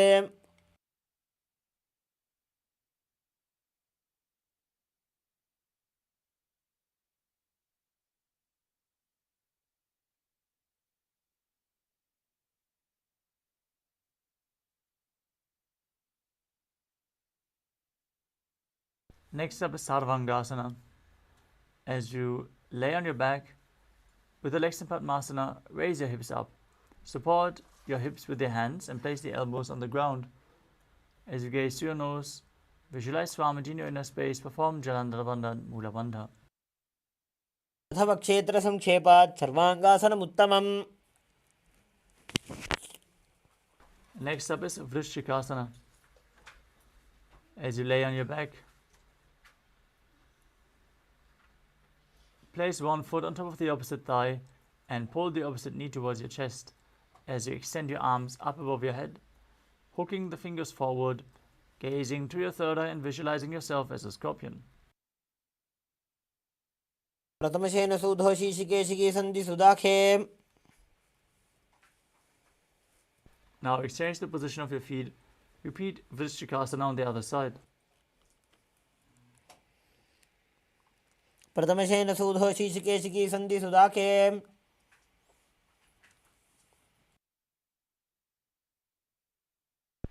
Next up is Vrishaparakshipasana. As you lay on your back, interlace your fingers around the neck. Lift both legs off the mat and alternate pulling one knee in towards your chest back and forth.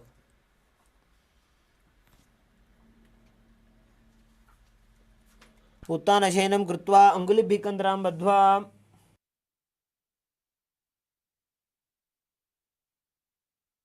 Next up is Maruttanasana. As you lay on your back with a hand next to the hip, alternate bringing one knee in towards your ear back and forth as you visualize Swamiji in your inner space. श्वोत्तानवत् संस्थितिः कृत्वा जानुद्वयं पर्यायेन कर्णयोः संस्पृशेत्.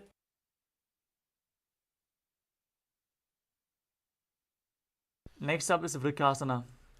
While laying on your back, place the soles of the feet flat on the ground, stand up and then sit back down as you visualize yourself as a wolf, breathing calmly in Sahadra Kumbhaka. उत्तानशयनं कृत्वा पादतलाभ्यां भूमिं धृत्वा. Next up is Luthasana. As you lay on your back, quickly throw your legs above your head and completely roll over. Repeat this movement again and again as you visualize Swamiji in your inner space. उत्तानशयनं पादौ शिर उल्लङ्घ्य भूमौ स्थापयित्वा निब्जं भूयाति निब्जं शयनम्.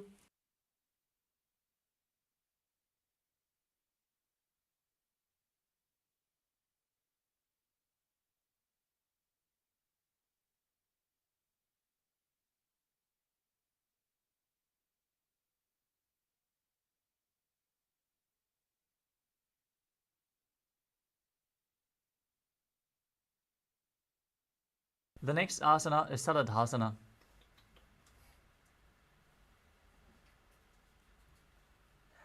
As you lay on your stomach, keep your hands at shoulder level.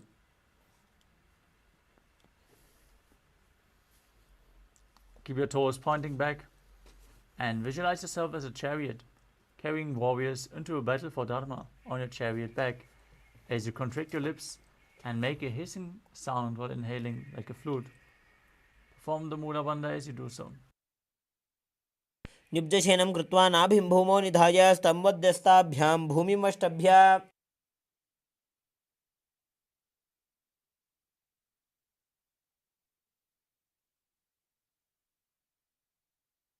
Next up is Dehalyulanganasana. Now place your palms on the ground, push your body up into a plank position and jump your feet back and forth in between your arms as you visualize yourself transcend body and mind in Dehalyulanganasana. हस्तद्वयं बद्ध्वा तन्मध्यचरणद्वयम् उड्डानैव बहिरानीय.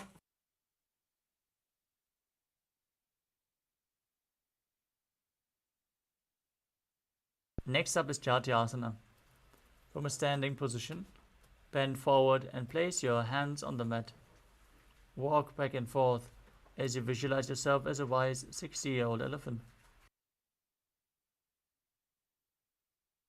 जात्यासनं वक्ष्ये येन जातिस्मरो भवेत्. Next up is Lolitika Karana. Now stand with your knees bent, the feet pointing outwards. As you bend your elbows and keep the hands at the chest, rotate your arms around your chest, open up your chest by leaning backwards and move your head in all directions.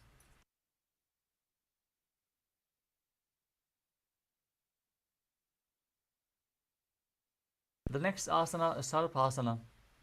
Now tie your feet with a rope if you have one available, and then stand erect on the mat like a rod. Keep your arms at the side of your body with the elbows close to the body, hands on the respective thighs. Visualize your Kundalini Devi is raising, curling upwards around your body. अथ सर्पासनं वक्षे वायुपाणाय केवलं शरीरं दण्डवत् तिष्ठेत् रज्जुबन्धस्तु पादयोः. The next asana is Ushtra Sadhanasana. While standing, place all fingers on the mat and then stand on your hands. Hold the toes from the front as you start walking around on the mat, visualizing yourself as a camel. मुष्टिकनिष्ठिकाप्रदेशेन भूमौ निधाय उपरि पादतले संस्थाप्य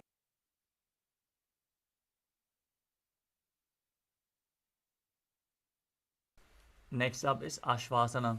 From the same position, hold the feet from the outside and walk around on the mat, visualizing yourself as a horse.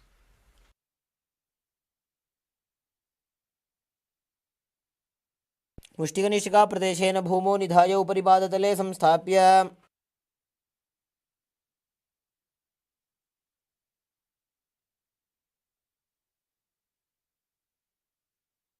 The next asana is Kapota Nitakasana. As you stand straight with your feet together, interlace your hands behind your back and pull the hands down towards your calves as you visualize yourself as a soaring bird diving.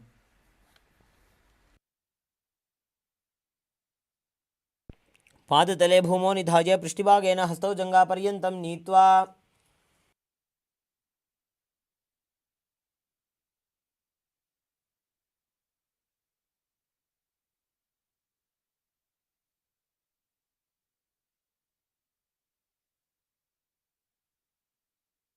Next up is the Talapushpaputam Karana. As you stand tall with the palms together in Namaskara Mudra, gently bend the knees and keep the toes pointing outwards. Bow down to one side as you open up your palms and raise the heel of the respective side as you visualize yourself holding a bouquet of flowers and offering it to Paramashiva.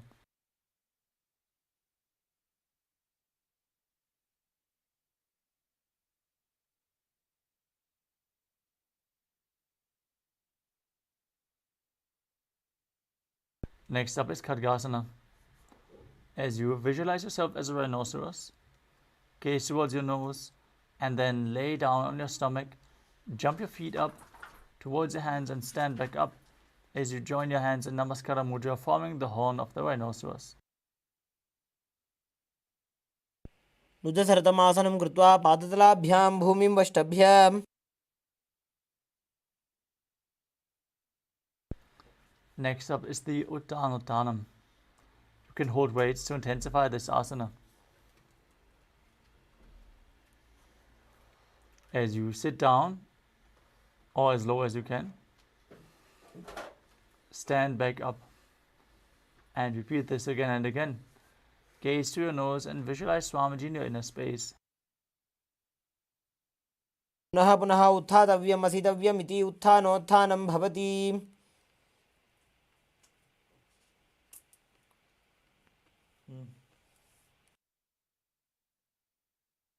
Next up is Musalasana. As you stand up straight, raise your arms above your head and jump repeatedly as you visualize yourself as a mace. सरलं स्थित्वा ऊर्ध्वं बाहुं नयेत् वारं वारम् उड्डानं कृत्वा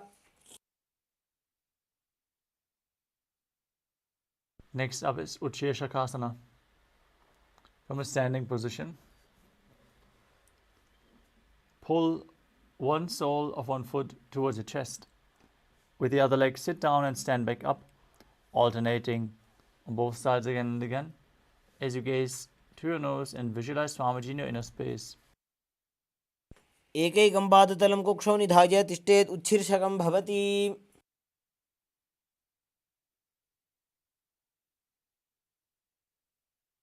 Next up is the Parshvajanukarana. Now stand and keep one leg slightly bent with the toes pointing downwards. Lift one knee and pull it up towards your chest, holding it with a hand and a fist. Opposite hand on the thigh, fingers pointing inwards.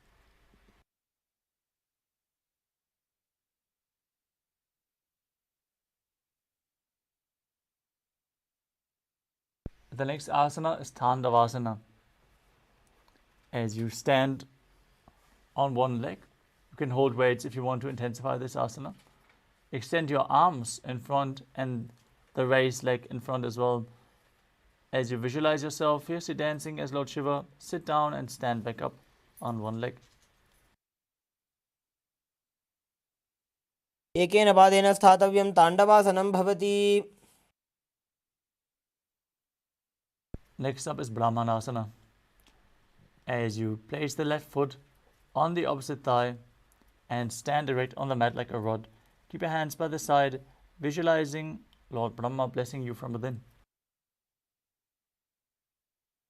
ब्राह्मणासनमावक्ष्ये यत्कृत्वा ब्राह्मणो भवेत्. Next up is Kailasa 3.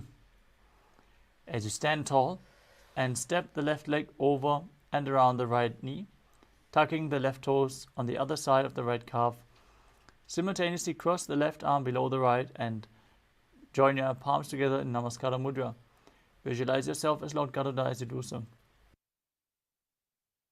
उत्तानकूर्मपीठं च संहस्गारुडमेव च वातायनं गोमुखं च भारद्वाजं त्रिविक्रमम्. Next up is Ekapadasana. As you stand straight on the right leg, lift the left foot on the opposite thigh, keep your hands relaxed by the knees, and visualize Swamiji in your inner space as you perform the Mula Bandha.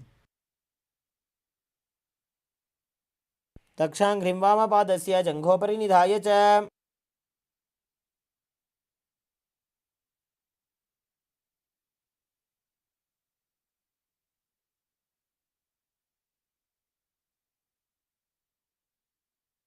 The next asana is Dhuruvasana, the pole-star posture. As you stand on the right leg, hold the big toe of the left foot and straighten it out to the side and rotate your body quickly on the standing leg as you visualize yourself as the North Pole Star. एकेन हस्तेन दण्डरूपस्य एकस्य पादस्य अग्रं धृत्वा.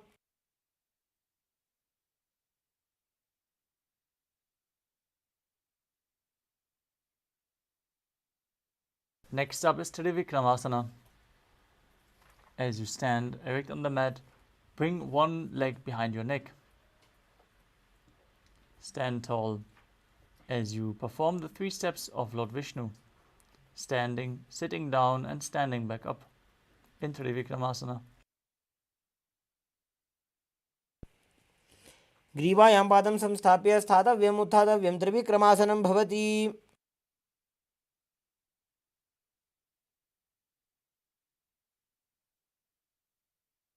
Now repeat Parshva Janukarana on the other side.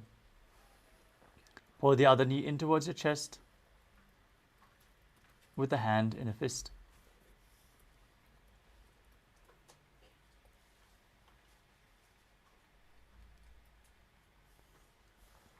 The next asana is Tandavasana on the other side. Now visualize yourself fiercely dancing as Lord Shiva as you stand up and sit back down on one leg.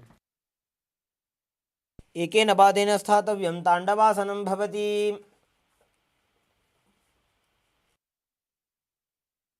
Now repeat Brahmanasana on the other side as you place the other foot towards the inner thigh, hands hanging down at the side, visualizing Lord Brahma blessing you from within. ब्राह्मणासनमावक्ष्ये यत्कृत्वा ब्राह्मणो भवेत्. Now repeat Garudasana 3 as you intertwine your legs and your arms, visualizing yourself as Lord Garuda. उत्तानकूर्मपीठं च संहस्गारुडमेव च. Now repeat Ekapadasana on the other side as you place the raised foot to the opposite hip, hands by the knees, visualizing Swamiji in your inner space. दक्षाङ्घ्रिं वामपादस्य जङ्घोपरि निधाय च.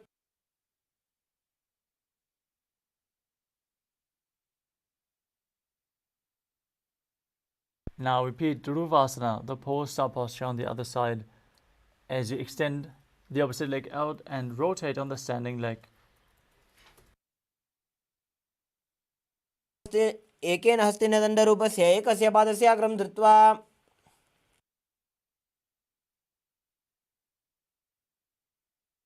Now repeat Trivikramasana on the other side As you bring the other leg behind your neck, sit down and stand back up, visualizing Lord Vishnu in your inner space. ग्रीवायां पादं संस्थाप्य स्थातव्यम् उत्थातव्यं त्रिविक्रमासनं भवति.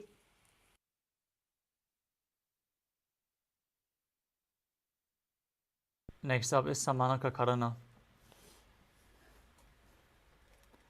As you stand with the feet together, toes pointed slightly outwards, keep both hands to the side of the body with the fingers pointing one by one in this natural position. Calm down after this intense sequence of asanas.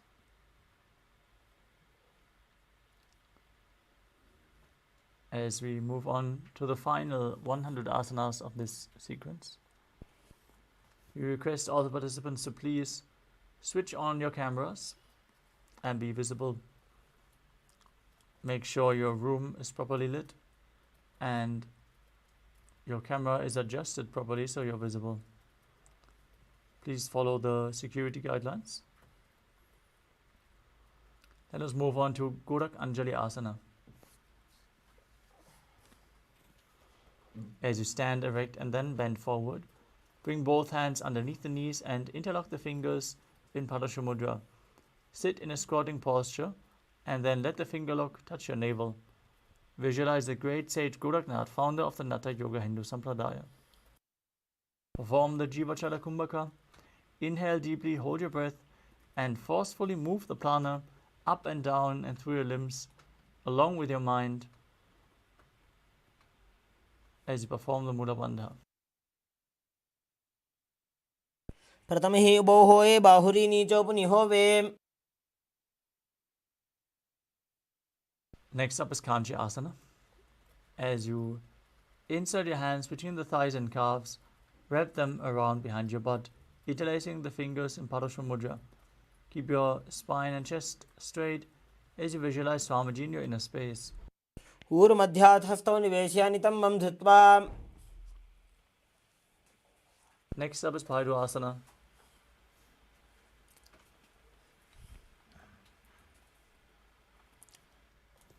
As you bring the feet together and sit in a squatting posture with the heels touching the perineum, hold your hands at the back and sit upright. Gaze towards your navel as you visualize Bhagavan Kala Bhairava, the Lord of Time. दो पग की थल्या की माहिली को और मिलाई फना पानी उकड़ मोड़ वैसे. Next up is Varahasana. As you squat all the way down to the ground, keep your feet together, toes apart. Bring your elbows up close to your head, with the palms joined in Anjali Mudra, fingers pointing down. Gaze towards your nose. Visualize yourself as Varaha, the boar avatar of Lord Vishnu. पाकथली की माहिली को और मिलाई फना पानी उकड़ मोड़ वैसे. Next up is Pripitasana. As you hold onto the big toes in Prana Mudra, raise your hips to the same level as your knees.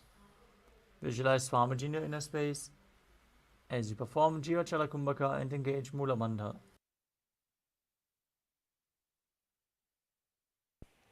पार्श्वद्वय सम्मील्य स्थित्वा नितम्बं जानुप्रदेश आनीय.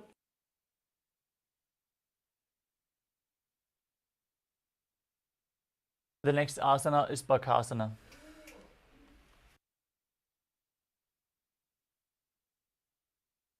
As you place both hands on the mat, shoulder width apart, with the fingers wide, place your knees onto the back of your arms and lift your feet off the ground, balancing on your arms as you visualize yourself as a crow.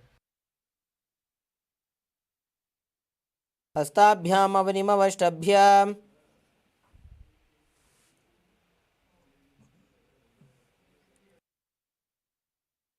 The next asana is Sushtanga Kapali Asana.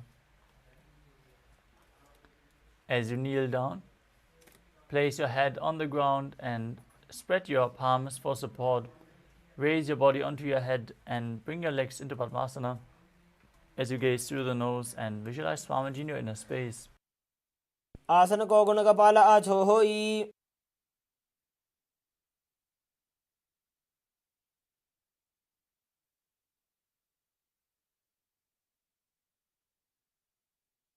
The next asana is Guptasana. As you keep your toes flat, sitting in a kneeling position, sit in between the heels with the toes touching behind. Place your hands on the thighs, gaze towards your nose, and visualize you are sitting in the secret seat with Paramashiva and Guru as you perform the Mula Bandha.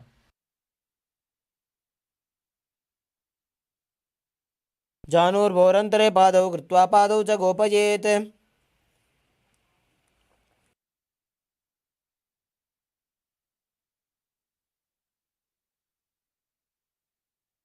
The next asana is Vrikshasana too. Place your hands on the ground with the fingers wide and then lift your body up straight into a handstand. If you can perform the handstand freely, you can use the support of a wall or ask a partner to aid you. This asana should be practiced to purify the 7 chakras. Now visualize yourself as a tree with deep roots growing into the ground. सप्तचक्रक्षालनाय वृक्षासनविशेषकान्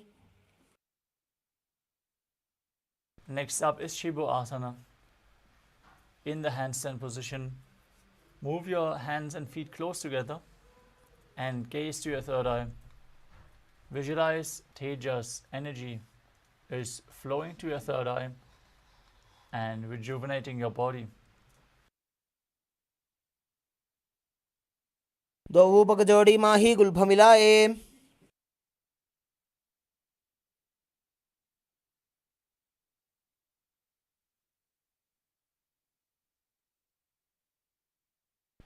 Next up is Matsyasana too. From Bakasana, jump your legs back as you enter a plank position. Lower your body down and push your body back up again and again. Visualizing yourself as a fish in Matsyasana too. निब्जं शयनं कुर्परो पार्श्वभागाय मूर्धकृत्य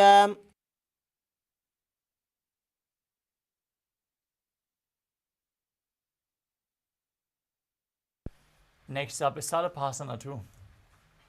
As you lay prone on your belly, with the hands on the hips, lift your chest to the left and right and visualize and move your body like a snake.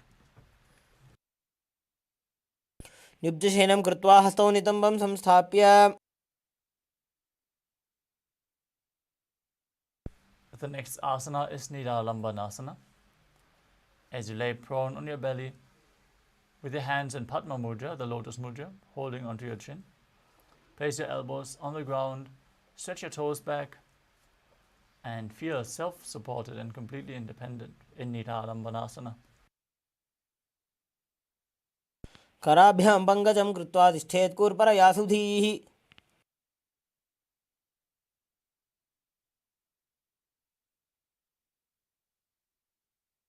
The next asana is Chakrasana. As you lay on your stomach, place your hands flat on the mat in front. Straighten your arms and bend your knees as you bring your feet up towards your upper back. Lift up your head and chest as you visualize yourself as an umbrella protecting your guru from the sun rays.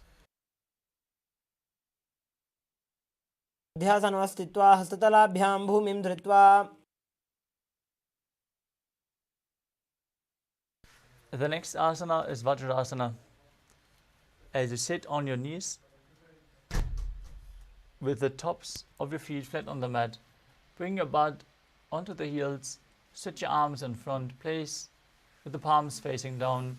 As you place your forehead on the mat, gaze to your nose and visualize yourself as Vajra, the weapon of Indra, symbolizing your indestructibility. इदानीं गर्भिणीनां योगाभ्यासो यथा लघु The next asana is Meshasana. Now place your hands on the ground, shoulder width apart, and lift your body up into Gajasana as you alternate striking the ground with one hand. Visualize yourself as powerful as a ram. गजासनसंस्थितो एकैकं बाहुं भूमौ ताडयेत्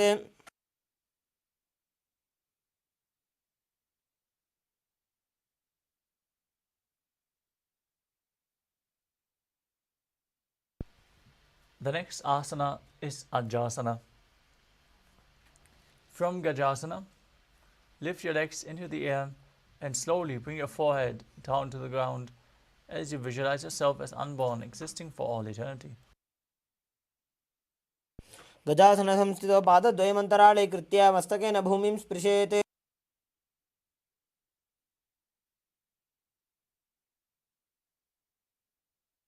Next up is Dhanantarasana. As you sit on your heels with the legs together, interlace your fingers around the big toes as you pull your feet towards your perineum and then place your hands on the respective knees. Keep your spine straight, gaze to the nose as you visualize Swamiji in your inner space.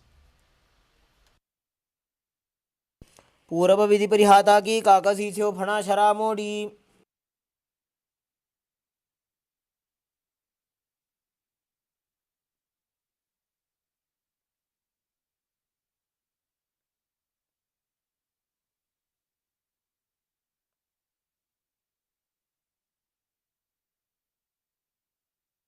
Next up is the Angamotanam. Now interlace your fingers in front and then behind you, moving your arms from the left to the right, up and down in all directions, giving massage to various different muscles and joints of your body. As you visualize Swamiji in your inner space, breathe in Ujjayi Pranayama and make an ocean-like sound with your mouth. हस्तयो अङ्गुलीर्बद्ध्वा हस्तयोर्मध्यात् सर्वमङ्गं निष्कासयित्वा. Next up is Garudasana 4. As you sit on your heels in Vajrasana, turn your feet outwards to the side, with the toes pointing to the side. Keep your thighs and knees on the ground as you keep your spine straight, hands on the knees, and visualize yourself as Lord Garuda, flying Lord Vishnu and Lakshmi on his back. जङ्घोरुभ्यान्तरां पीड्य स्थिरकायो द्विजानुना. Next up is Ananda Mandirasana. As you sit with your legs folded back, toes pointing backwards, with your knees wide, hands holding onto the ankles, place the front of your buttocks on the ground and gaze towards your third eye as you visualize yourself residing in the blissful space of a temple. अथ वक्षे वीरनाथ आनन्दमन्दिरासनम्.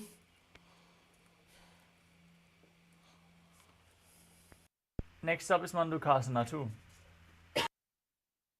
Now sit with your knees wide, feet overlapping on your ankles as you place your hands underneath the knees.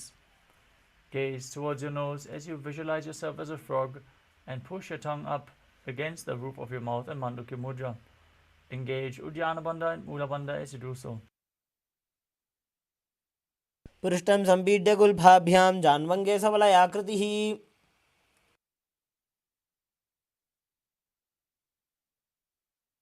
The next asana is Narasimhasana. As you keep your toes on the mat, heels up and together, place your perineum on the raised heels. Place your palms on the ground, fingers spread, thumbs touching and the base of your hands touching the toes.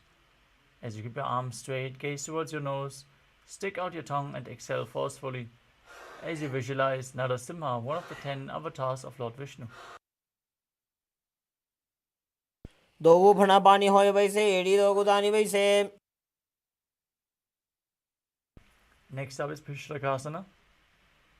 As you sit on your toes, place your perineum on the heels, separate the knees sidewards and place them on the ground. Make a hollow of your palms and place them over your mouth as you keep your thumbs under the teeth and close your lips.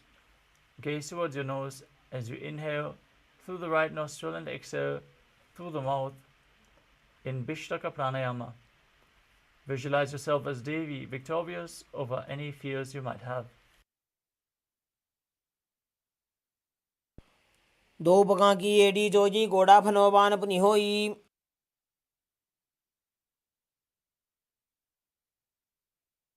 The next asana is Makadasana.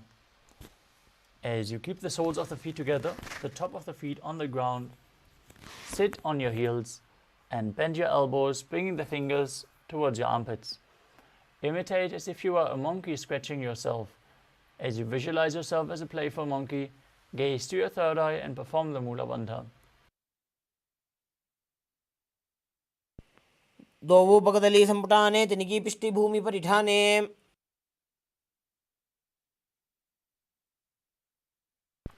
Next up is Vajrasangarasana. As you stand on your toes with the soles of the feet together, sit on your heels with the knees wide and off the floor. Keep your hands behind your back, hold on to opposite elbows as you gaze to the nose and embody diamond-like strength for you and your Sangha, your spiritual community. प्रथम बना पाणी होए बैसे दो वेड़ी गुदानी वैसे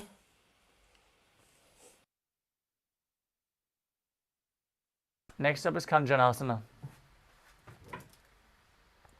As you keep your toes down, ankles crossed behind, and sit on your heels, place your palms on the mat to the sides, gaze to the nose and visualize perfect health beyond any and all physical or mental ailments while performing Uddiyana Bandha and Mula Bandha.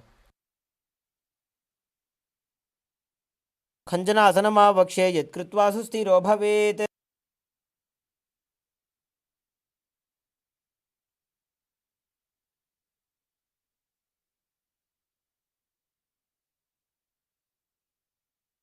Next up is Kurmasana. With the toes flat, cross your feet and place your perineum onto the back of the heels. Keep your knees wide, hands on the knees, make your upper back and neck stiff like the shell of a turtle. As you gaze towards your nose and visualize yourself as a turtle with a stable body and mind to live for centuries. गुल्फौ च वृषणस्याधो व्युत्क्रमेण समाहितौ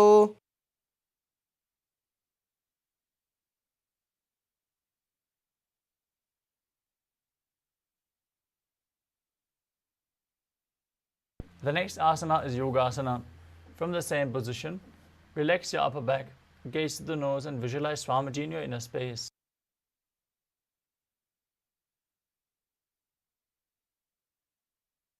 गुदं नियम्य गुल्फाभ्यां व्युत्क्रमेण समाहितः Next up is Vijogasana. As you stand on your knees, cross your ankles behind the feet, near the opposite knees. Hold your calves with your fingers inside and the thumbs outside. As you gaze to your third eye and visualize a space of eternal oneness, Advaita, with your Guru. गोड़ा वामो उबो होई गोड़ा आड़ा राखे दोई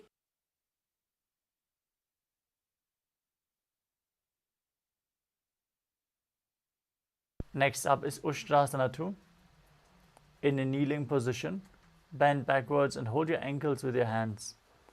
Keep your arms straight, push your hips forward and lean your head back as you visualize yourself as a camel.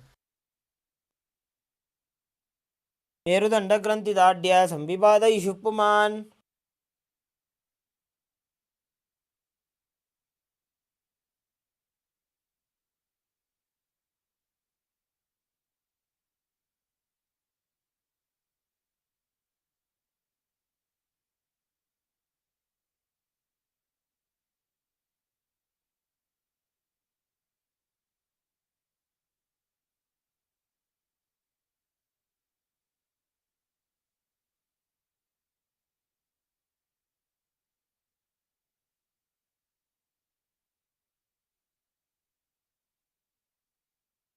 The next asana is Jati Asana 2. With your heels together and the hands on the soles of the feet, slowly lean back. Bring your elbows down to the mat and place the back of your head onto the mat as well. As you gaze through your nose, experience yourself as a lotus blooming. दो वेड़ी संपुट करे 16 मूलद्वारी धरे Next up is Viratasana. As you sit on your knees with the thighs and calves together, lean back and touch your back to the ground, then rise back up again and again. You can use the support of your hands if needed. Gaze to your nose and visualize the healing and liberation of all causal, subtle forms of your body.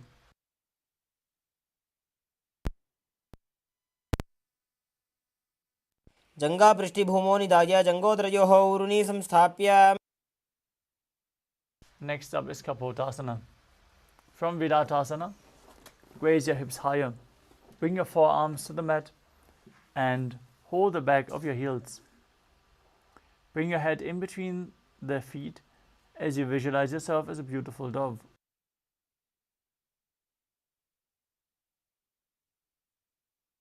मेरुदण्डग्रन्थिदाढ्य संविपादयिषु पुमान्. Next up is Vadasana. As you stand upright on the knees with the toes tucked, hold your arms and sit with opposite hands. Hold your arms with opposite hands. Gaze to your nose as you perform the Mula Bandha. This is the boon fulfilling posture. Receive your boon from Paramashiva. जानुनि भूमौ संस्थाप्य हस्ताभ्यां बाहु परस्परं धृत्वा.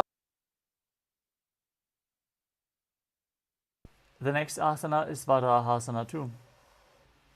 As you keep your knees together with the toes tucked, lean forward and bring your elbows to the mat with your hands holding your head. Rest your head on your hands and your butt on the heels as you visualize yourself as Varaha, the boar avatar of Lord Vishnu. सूर्यं चन्द्रं भेदनानि आसनानि निकथ्यते.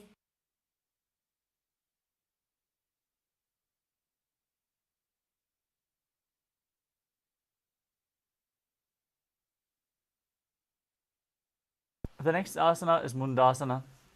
Now place your forearms on the ground, shoulder width apart. Interlock your fingers, place the crown of your head onto the mat. Raise your hips and walk your feet forward and lift your legs up straight as you gaze to the nose and visualize yourself as a lopped tree. अधो मुण्डासनं वक्षे सर्वेषां प्राणिनां सुखम्. Gently lower your legs down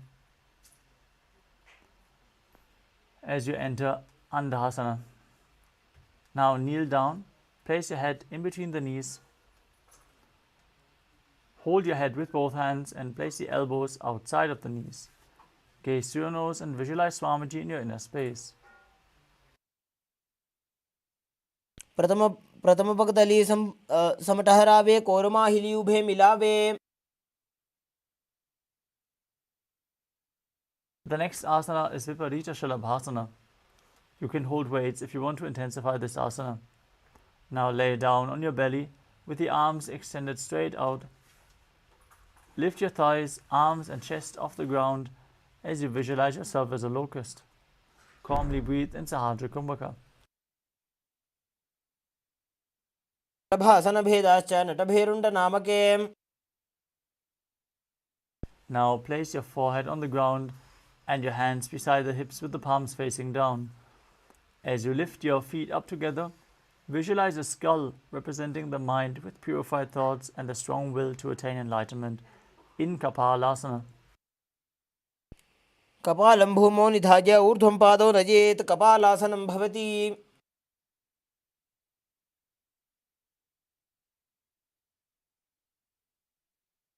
The next asana is Akasha Kapotasana.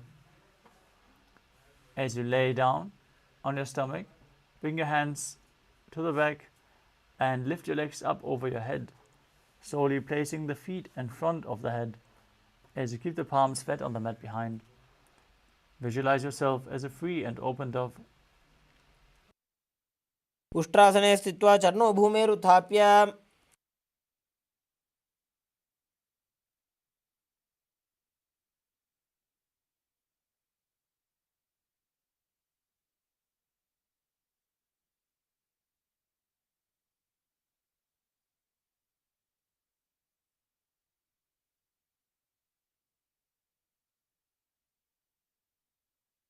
Next up is Chatakasana.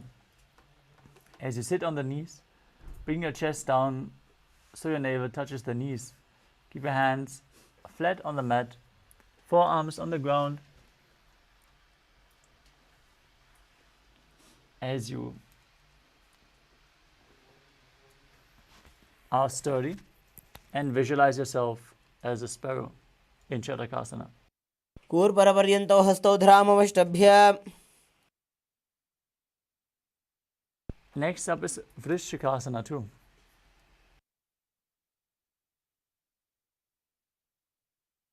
As you kneel down with your hands and elbows on the mat, raise your legs and bend your back to touch your feet onto your head. Lift your chin as you visualize yourself as a scorpion. विच्छेव पुच्छ प्रतिमाङ्ग्रिपा श्रीधृत्वा स्वशीर्षे चिबुकं विधार्य कौ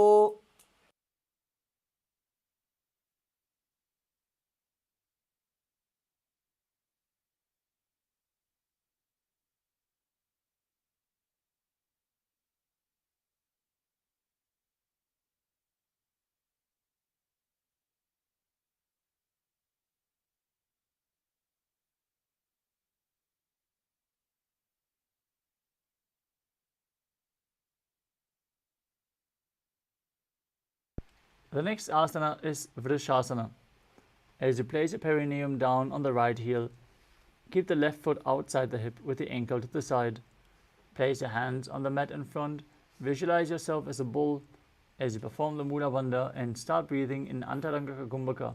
Forcefully inhale through your nose. Hold the breath for a short while and then exhale slowly, again through the nose. याम्यगुल्फे पादमूले वामभागे पदेतरम् Next up is Lolasana. With your hands in front on the mat, lift your knees off the mat and cross the toes of the left foot over the right. Now visualize Swamiji in your inner space and perform the Mula Bandha. लोलासनं सदा कुर्यात् वायुलोलापघातनात् Now place your perineum straight on the opposite heel as you repeat Vrishasana on the other side. याम्यगुल्फे पादमूले वामभागे पदेतरम् Next up is Bala Gunasana. As you place the toes of the left foot to the ground, sit down on the left heel. Place the other foot flat on the ground with the knee raised towards your chest. Place your hands on the respective knees. Visualize Bala Gunahai, one of the 84 siddhas, in your inner space as you perform the Mula Bandha. आसनकोगुणजलविकारजायी Next up is Grahasana. As you squat with your feet flat on the mat, bring your elbows under the thighs and wrap the hands around the shins. Hold onto your ankles from the outside as you visualize yourself as the entire planet. पादतले भूमौ संस्थाप्य जानुमध्ये कूर्परौ स्थाप्य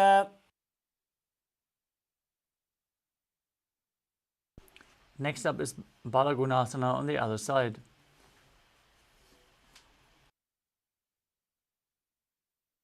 आसनकोगुणजलविकारजायी The next asana is Utkatasana. As you hold weights, if you want to intensify this asana, squat on your toes with the heels up, knees off the mat. Place your perineum on the heels and the hands on the respective knees. Keep your spine straight. Visualize Swamiji in your inner space as you perform the Mula Bandha. युजास्पिजोऽस्ति यत ऊर्वजानु यत्रासने पादतलद्वयोपरि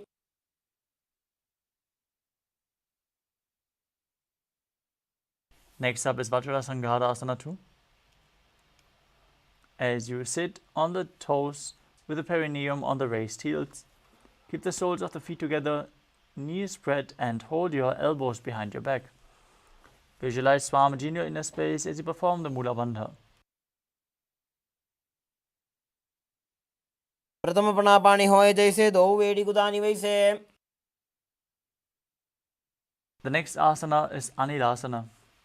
As you squat or sit with the feet hip width apart, flat on the ground, place your hands underneath the soles of the feet from the inside with the palms facing down. Keep your arms straight, elbows close to the navel as you gaze to your nose and visualize you're able to live off of air alone. दो हाथ भूमि पर ठाने कहुनी जाड़ी नाभि लगाने Next up is Palukasana. As you place the back of your hands onto the mat with the fingers facing towards your body, step your feet on top and wrap your hands around the feet like a shoe. Now visualize yourself wearing padukas, walking across India as you walk around on the mat. हस्ततलयोः पादतले कृत्वा तिष्ठेत् गच्छेत् पादुकासनं भवति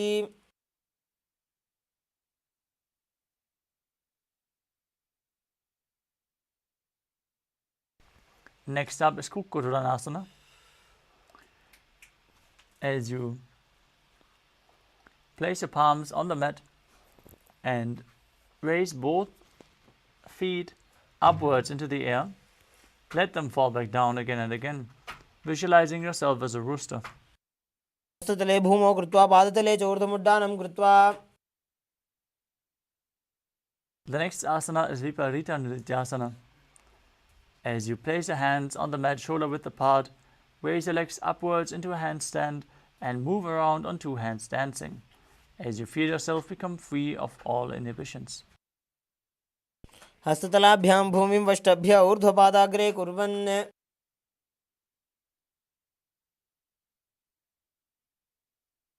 The next asana is Kunjarasana. As you separate your feet and place one palm down, bring the opposite hand to the head, be stable and visualize Swamiji in your inner space. अथ वक्षे महादेव कुञ्जरासनमुत्तमम्.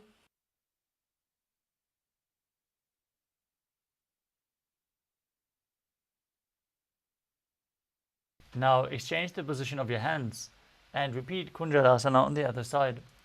अथ वक्षे Mahadev कुञ्जरासनमुत्तमम्. The next asana is Karambasana. As you sit on the ground with your feet flat and the heels close to your body, hold the respective ankles with your hands and lift your feet off the mat. As you visualize yourself as a Kadamba tree, a pious tree that promotes a long life. पार्श्वभ्यां भूमिं वष्टभ्य हस्तद्वयेन गुल्फौ धृत्वा.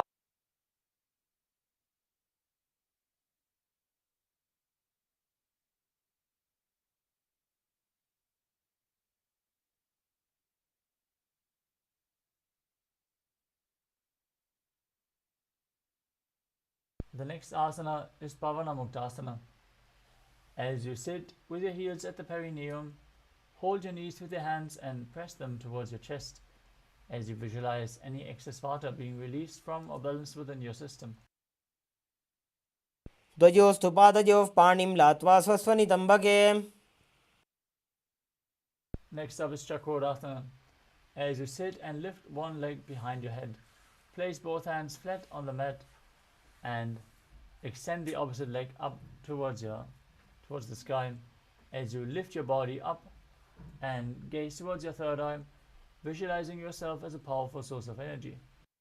पूर्वतानं च दुष्पादपीठं वज्रासनं तथा. Next up is Dhanurasana 2. As you hold onto the big toes of the respective feet in Prana Mudra, extend one leg and pull the other foot towards your ear. Now visualize yourself as a bow as you perform Mula Bandha in Dhanurasana 2. पादाङ्गुष्ठोदपाणिभ्यां गृहीत्वा श्रवणावधि. Next up is Ashtavakrasana. As you sit and lift the left leg over top of the left shoulder, bring the right foot across and hook it on top of the left foot. Lean forward and down while extending the legs to the side. Balance on your arm as you visualize yourself as a flying crane. वासिष्ठमथ कौण्डिन्यमूर्धकुक्कुटमेव च.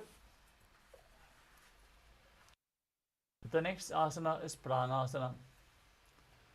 As you place the right foot onto the left thigh and bring the left foot flat on the ground, bring the left shoulder underneath the raised knee and push the other knee down to the mat. As you gaze to your third eye and visualize you're immortal and able to exist solely from prana. एतत् प्रभेदं वक्ष्यामि करोति यस्य चामरः. Next up is Parshvamatsendrasana.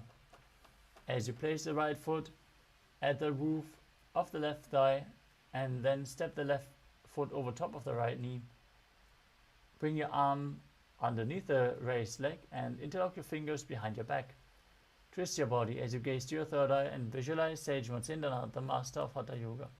वामोरुमूलार्पितदक्षपादो जान्वो बहिर्वेष्टितदक्षदोष्णा. Now repeat Chakrasana on the other side as you lift your entire body off the mat with one leg behind your neck the opposite leg extended, visualizing yourself as a powerful source of energy. पूर्वतानं चतुष्पादपीठं वज्रासनं तथा. Now repeat Dhanurasana 2 on the other side as you pull the other foot towards your ear, holding onto the big toes and prana mudra, visualizing yourself as a bow. पादाङ्गुष्ठौ तु पाणिभ्यां गृहीत्वा श्रवणावधि. Now repeat Ashtavakrasana on the other side as you hook the other foot over top of the respective shoulder and extend the legs to the side, balancing on your arms while visualizing yourself as a flying crane. वासिष्ठमथ कौण्डिन्यमूर्ध्वकुक्कुटमेव च.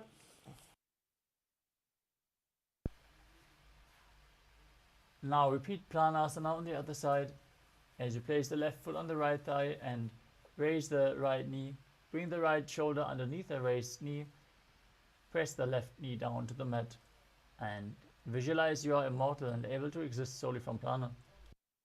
एतत् प्रभेदं वक्ष्यामि करोति यस्य चामरः.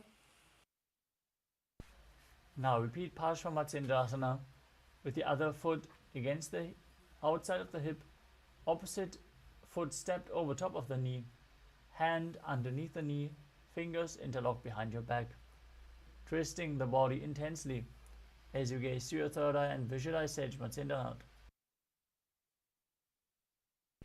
वामोरुमूलार्पितदक्षपादो जान्वो बहिर्वेष्टितदक्षतोष्णा.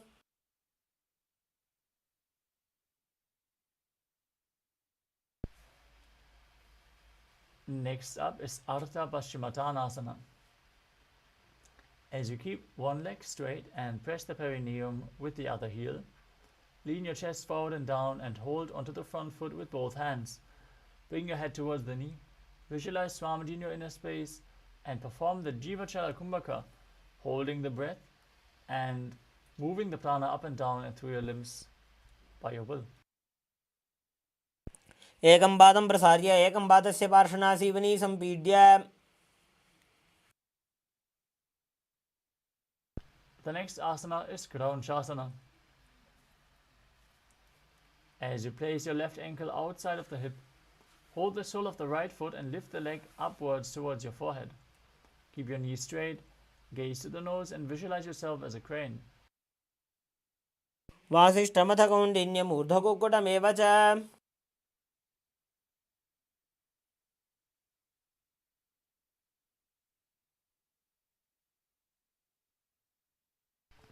Now repeat Ardha Paschimottanasana on the other side. As you bring the other heel towards the perineum, lean forward and down. एकं पादं प्रसार्य एकं पादस्य पार्श्वनासीवनी सम्पीड्य. Now repeat Kraunchasana on the other side. Bring the other foot outside the hip as you hold onto the opposite leg, the opposite foot, and extend it up towards your forehead. वासिष्ठमथ कौण्डिन्यमूर्ध्वकुक्कुटमेव च.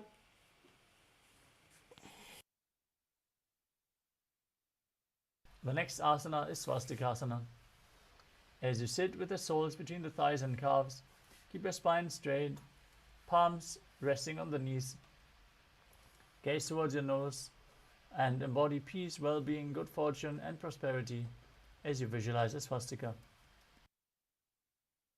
जानुर्वोरन्तरे सम्यक् कृत्वा पादतले उभे.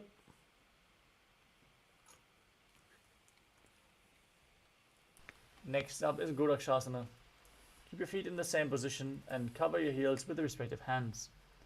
Perform Jalandhara Bandha and Mula Bandha. Tuck your chin to the chest and contract your perineal region as you gaze to your nose and visualize the great sage Goraknath, founder of the Natha Yoga Hindu Sampradaya. जानुर्वोरन्तरे पादौ उत्तानौ व्यक्तसंस्थितौ. Next up is Bhagasana 2. As you bring the left heel to the perineum and the right foot on top of the left thigh, visualize Swamiji in your inner space, gaze to the third eye, and meditate on Arihanta, the enlightened one, as you enter Shanmukhi Mudra by closing your mouth with little and ring finger, the nostrils with the middle fingers, the eyes with the index fingers, and the ears with the thumbs. वामपार्श्वं कृतं संस्थाप्य दक्षाङ्घ्रिवामजगने. The next asana is Yogasana 2. As you place your feet on top of opposite knees, place your hands on the ground beside you, with the palms facing up. Keep your spine straight. Gaze towards your nose as you visualize Swamiji in your inner space. Start breathing in Karkachandra Kumbhaka. Roll up your tongue and inhale through the rolled up tongue as you keep your mouth in the shape of the beak of a crow. उत्तानौ चरणौ कृत्वा संस्थाप्योपरि जानुनोः.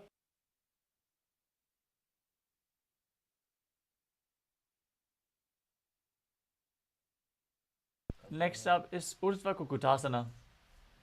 Rotate your hands at the side of your body and lift your entire body off the mat as you visualize yourself as a rooster. वासिष्ठमथ कौण्डिन्यम् ऊर्ध्वकुक्कुटमेव च.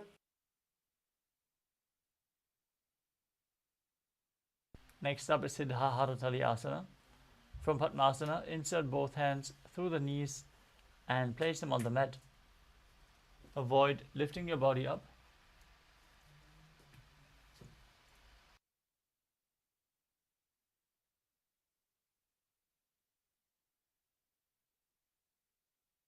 Stay seated on the mat and visualize Swamiji in your inner space.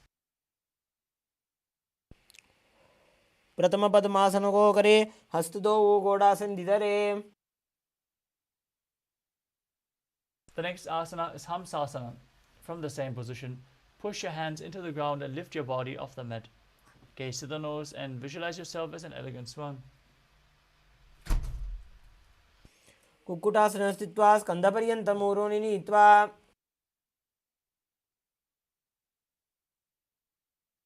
The next asana is Kadamukasana. From Padmasana, place your hands between the thighs and calves. While sitting, reach your hands behind the body, lean forward and down. As you interlock your fingers behind your back, place your forehead on the ground in front of you. Visualize yourself as Lord Shiva's bow as you perform the Mula Bandha. प्रथम पद्मासन को करे, घोड़ासन दिमाही करि धरे. Next up is Kurmasana 2.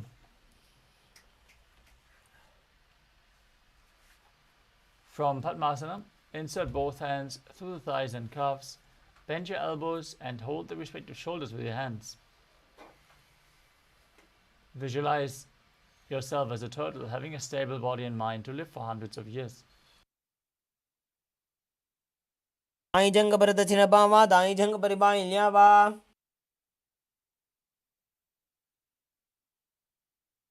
From the same position, tuck your chin to the chest and gaze towards your nose in Granthi Bhedasana as you rejoice knowing you are sitting in Shiva's secret node posture. अथ वक्षे नीलकण्ठ ग्रन्थिभेदासनं शुभम्. The next asana is Uttana Kurmasana. From the same position, with the hands in between the thighs and calves, roll onto your back and hold onto your shoulders with your hands as you gaze to the nose and embody a turtle laying on its back. Kukkutasana बन्धस्तं कराभ्यां धृतकन्धरम्. Now sit back up into Padmasana as you bring your hands in between the thighs and calves. Place the palm of one hand onto the mat as you hold its wrist with the other hand and lift your entire body off the ground as you visualize yourself as a rooster. Kukkutasana स्थित्वा एकेन हस्तेन अन्यस्य मणिमन्दं धृत्वा.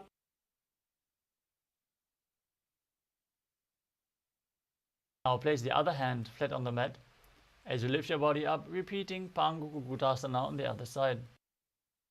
कुक्कुटासन स्थित्वा एकेन हस्तेन अन्यस्य मणिमन्दं धृत्वा. Next up is Gridrasana. From Padmasana, place your elbows on the toes and interlace your fingers as you rest your chin on the knuckles. Press your thumbs to the throat and visualize you have gone beyond all greed and covetous. जानुर्भोरन्तरे पादौ उत्तानो व्यक्तसंस्थितौ. Next up is Padmasana 3. From Padmasana, hold one hand over the other with the palms facing upwards.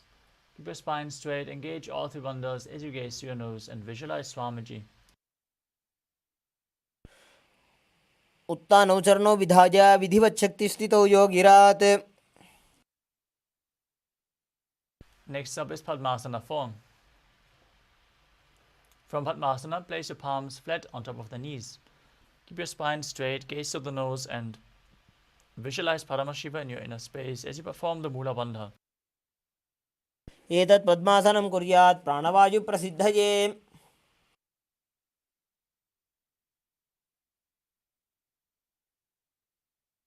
The next asana is Karmukasana 2. From Padmasana, hook the right hand, index and middle fingers around the big toe. Pull the elbow back as if you're pulling a bowstring. Move the big toe round and round as you keep the other hand on the respective knee. Visualize yourself as Paramashiva's bow as you repeat on the other side. अथान्यासनमावक्षे योगपूरकरक्षणात्.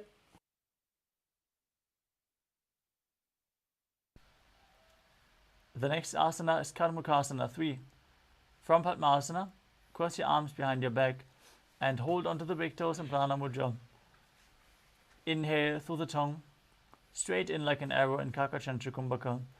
As you engage all the bandhas, gaze to your nose and visualize yourself as Pinaka, Lord Shiva's bow. कार्मुकासनमाक्षित्य उदरे पूरयेत् सुखम्. Next up is Riddhasana. From the same position, lift your chest, shift your gaze to the third eye, and visualize yourself as the action of Paramashiva's third eye, destroying anything you come across. ऊरुभ्यामुपरि स्थाप्य पादयुग्मं प्रयत्नतः. Next up is Nagrasana. From the same position, lay down onto your back as you lay on crossed arms behind your back. Gaze to the nose and visualize yourself as a snake. Breathe calmly in Sahaja Kumbhaka. प्रथम पद्मासनकोठाने दोवो हाथ पाछाने आने. Now free your arms and legs. Pull your knees up towards your chest. Interlock your fingers and pull the knees close as you tuck your chin to the chest and squeeze your body into a ball.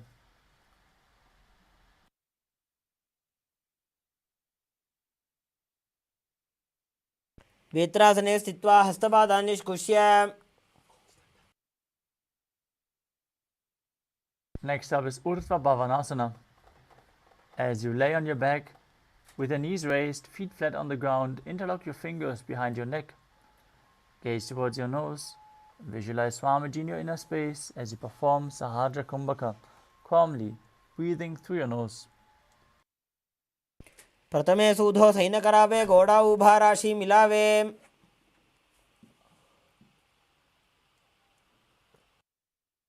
Next up is Madhukata Pitasana. As you lay on your back, with the knees raised, place the upturned palms underneath your heels and push your hips up high as you engage Jalandhara Bandha and Mula Bandha, breathing in Mudra Kumbhaka. Visualize yourself as a powerful alpha ape.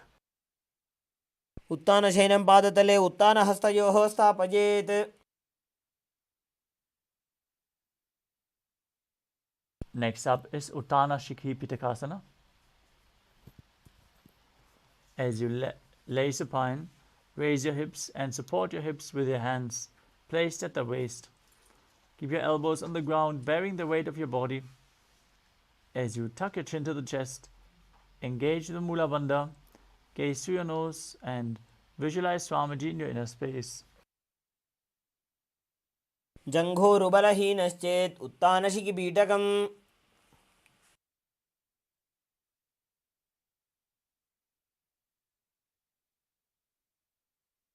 The next asana is Narakasana.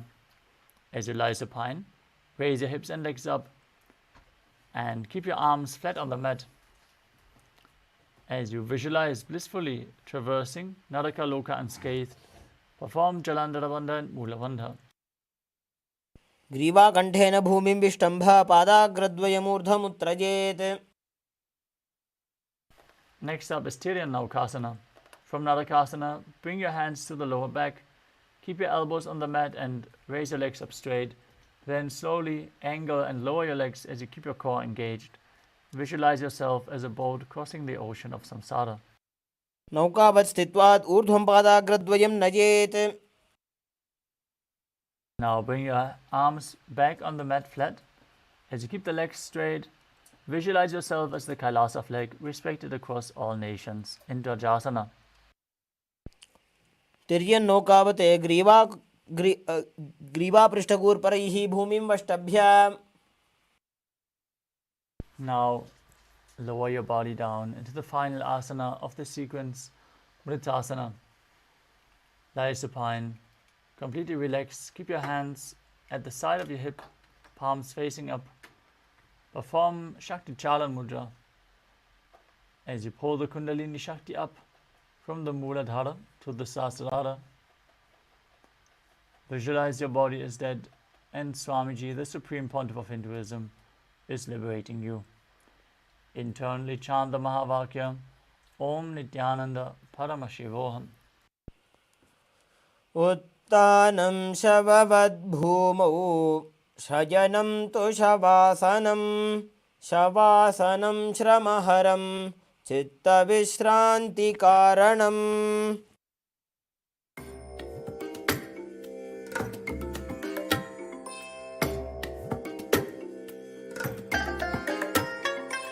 I bless you all.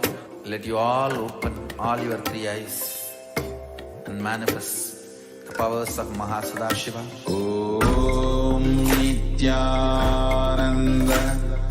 Paramashivoham. Om Nithyananda Paramashivoham. Om Nithyananda.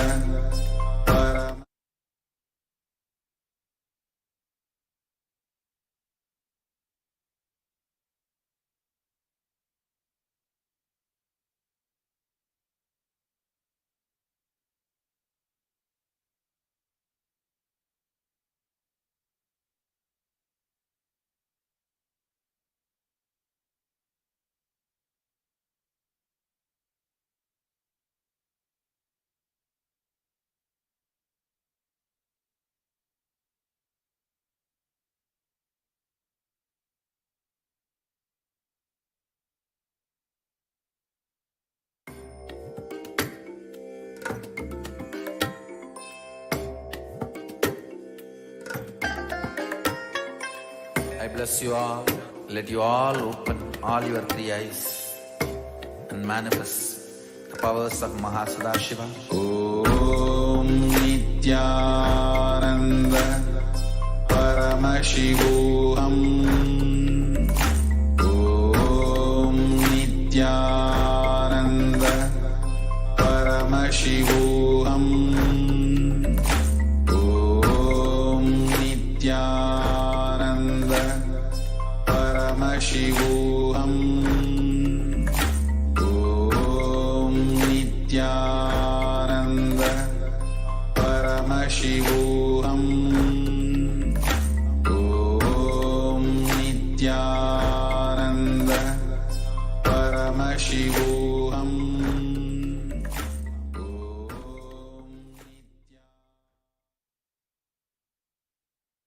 Now slowly return to your physical body. Start to wiggle your fingers and toes, your wrists and your ankles, your elbows and your knees.